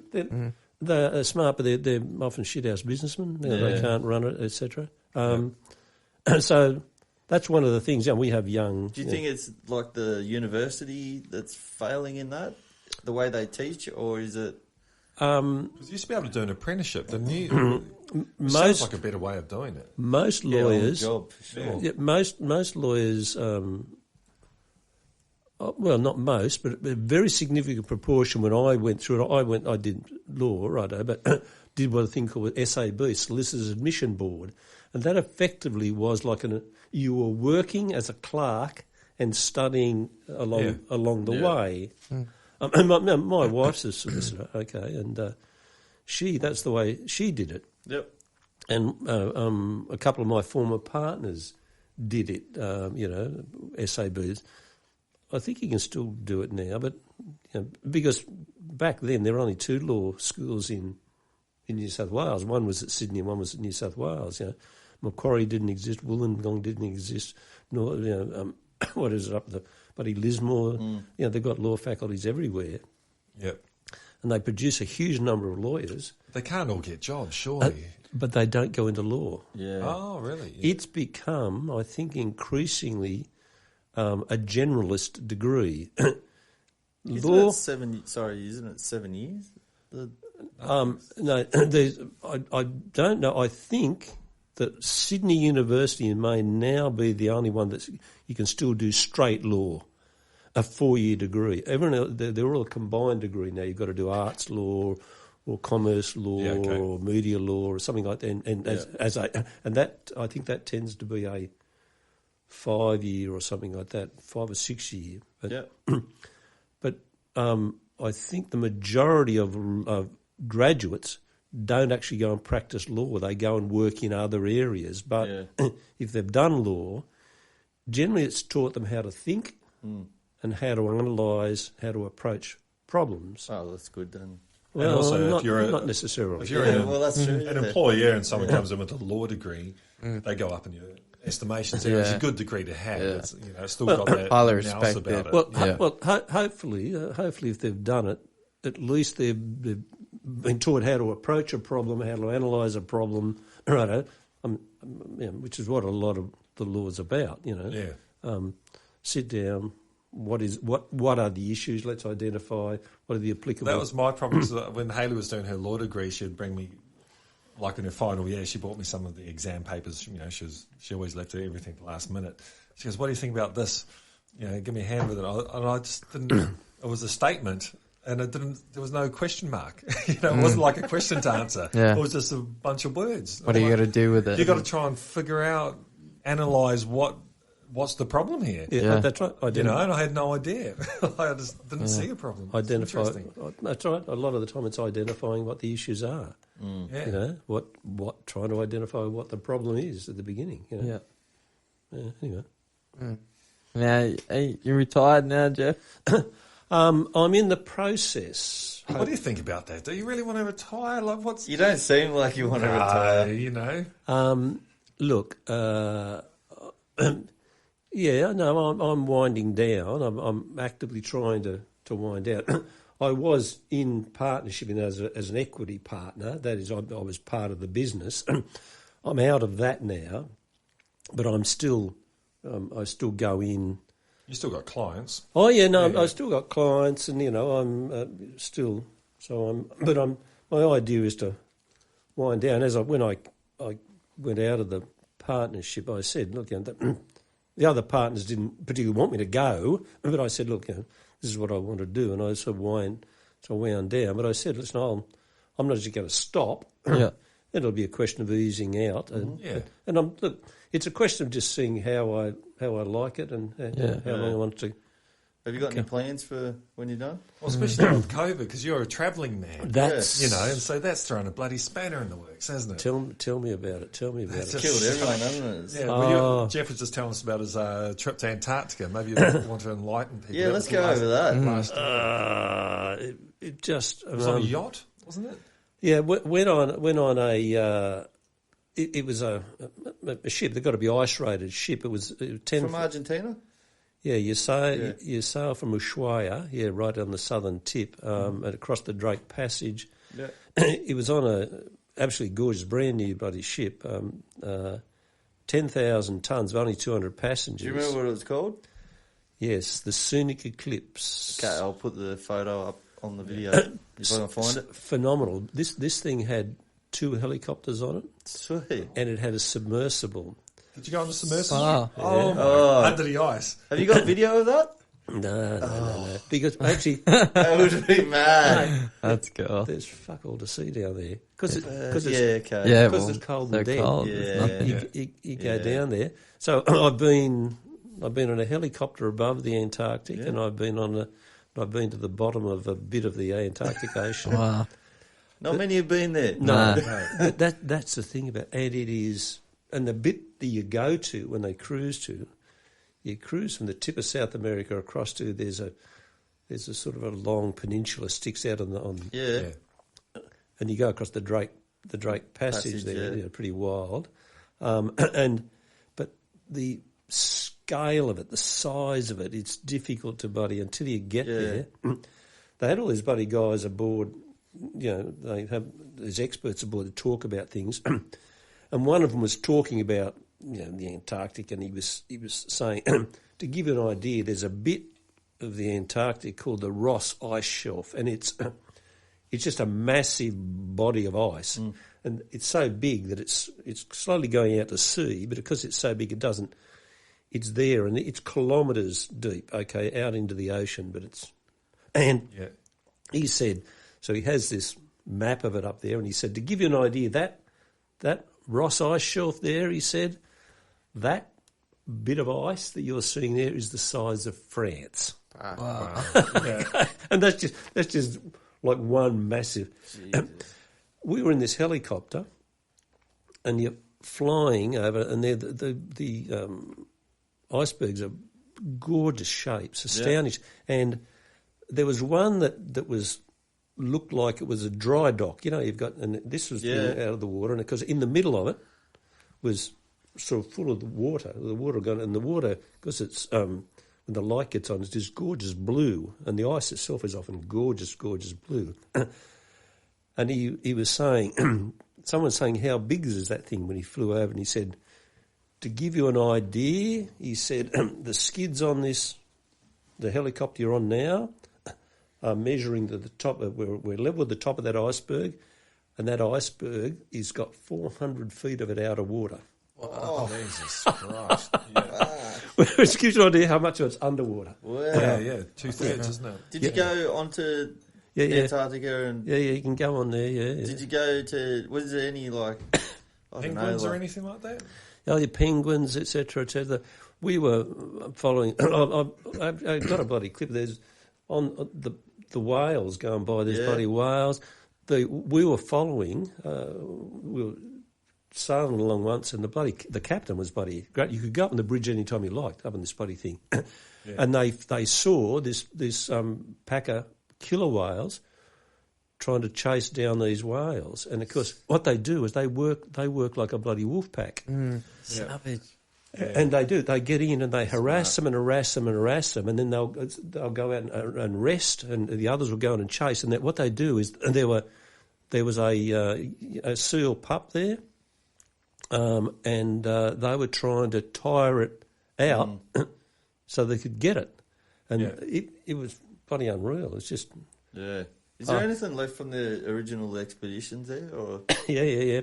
They one of the places you land, you can go into there was a British expedition there that this is back in the 1950s. It was the year of, what was the year of science, anyway, it was a special year, and they landed there, and they got, in fact, snowed in. They had to abandon it, and these guys had to pack up and walk about, because they couldn't get the supplies into them, because they're doing it by ship, and of course the ice was... Spent a whole year just frozen in. The ice was so big, so far out, they couldn't get the supplies there, and they had to abandon it, and they had to pack up and walk out, and so they've left it as it largely was untouched when you go in there. Yeah, with all this bloody tins of the food that they had there, bloody maple syrup and stuff like this up there, and bloody bovril and porridge. Anyway, pretty wild stuff going there. It's as I say, I love that. I love that bit. The other place that we went to Patagonia as well while we were there, and that's phenomenal. But the other place I've been to, probably the best in terms of a close-up experience is go to Africa.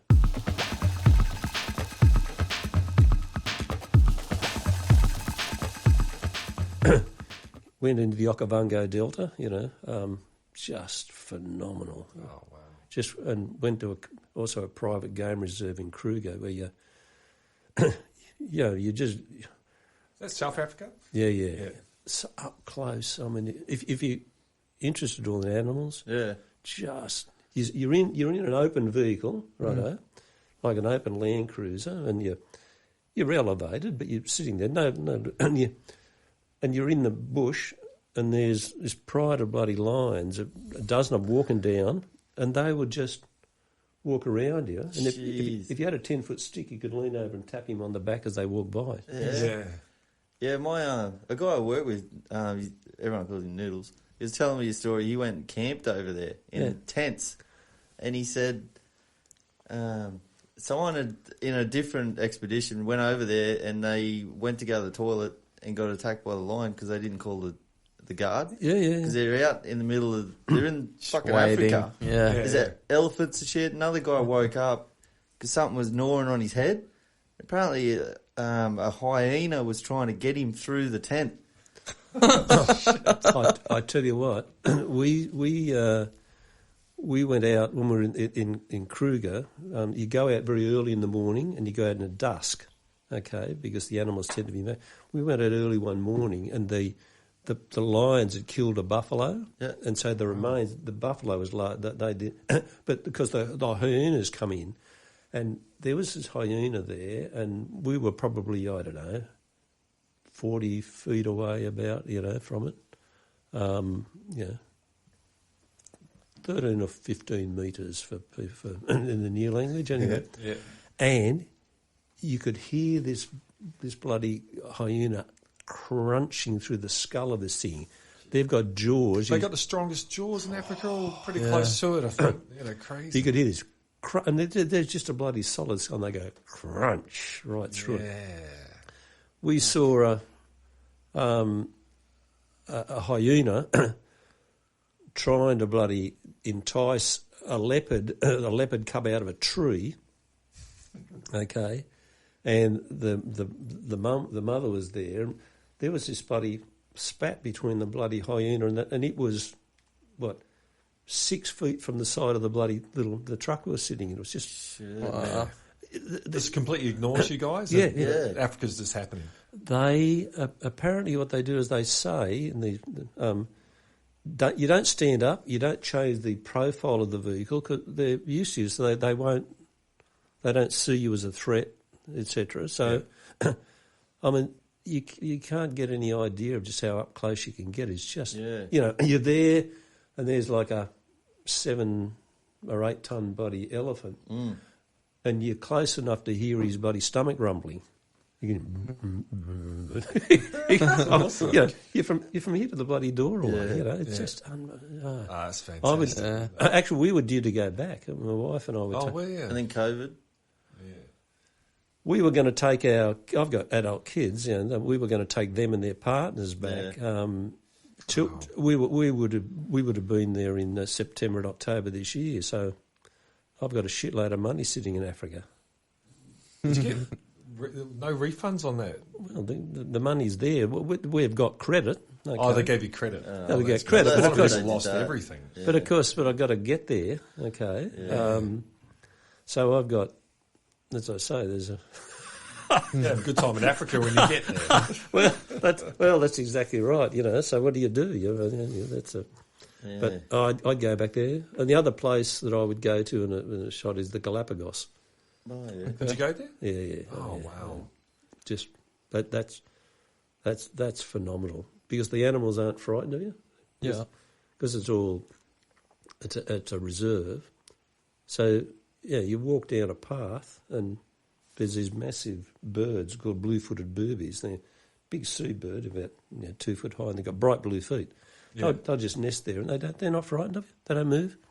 You've got to make your way around them. Yeah. No, true. You land on a beach and there's rubber duckies, okay? Yeah.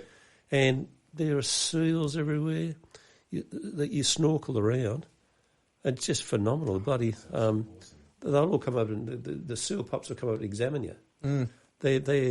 So you're snorkeling along, Yeah. and they'll come up and have a look in you.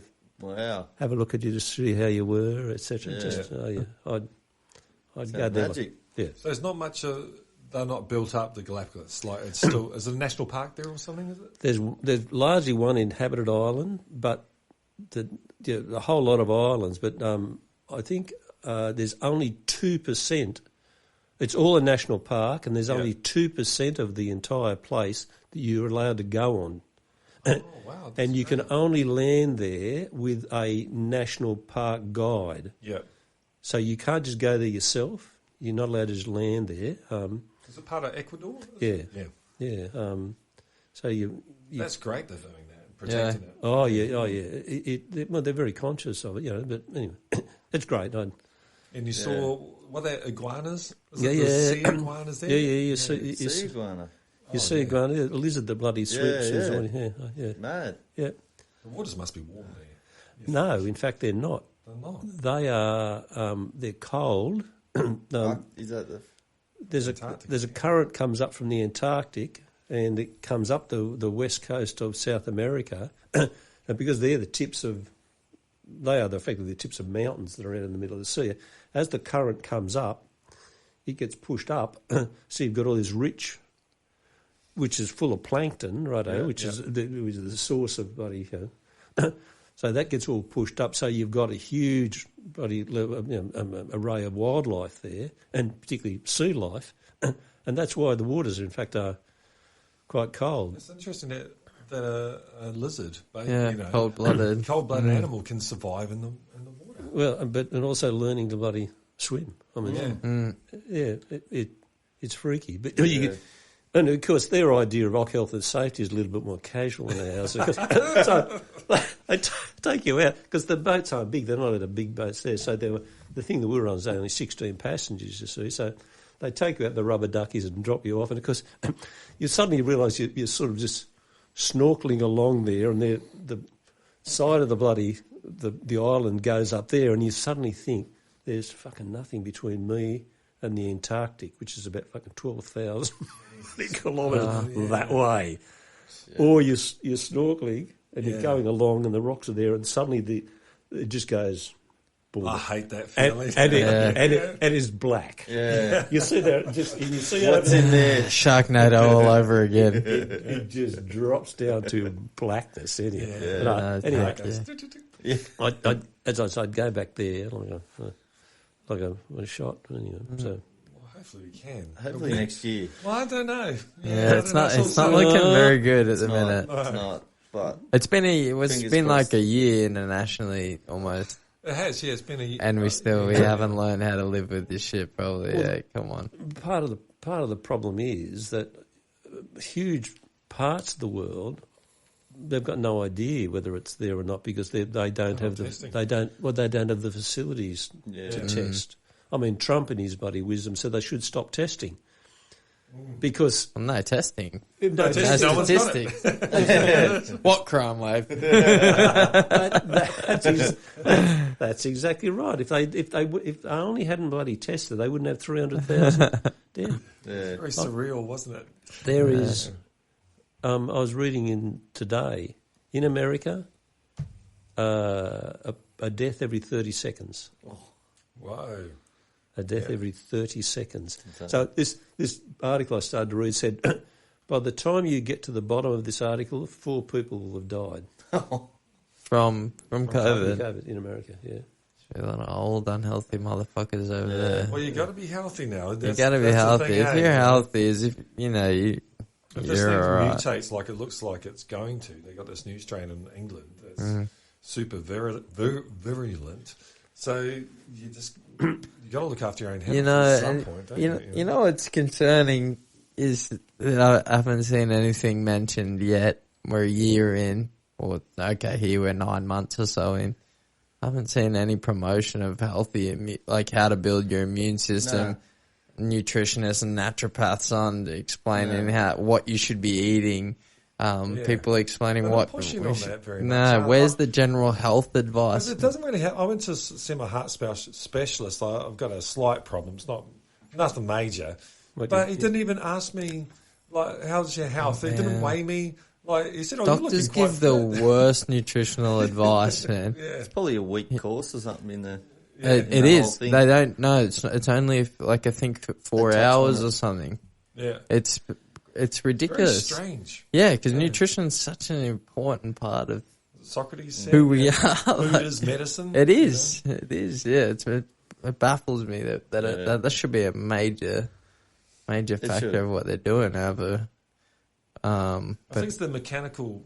It is. Talking Yeah. about The World War approach II to it. earlier, and it seems to be most Western medicine. Like, I was talking to my heart specialist, and I'd gone to see a heart surgeon, and I was talking to my specialist about it. He goes, surgeons don't give a shit about your health.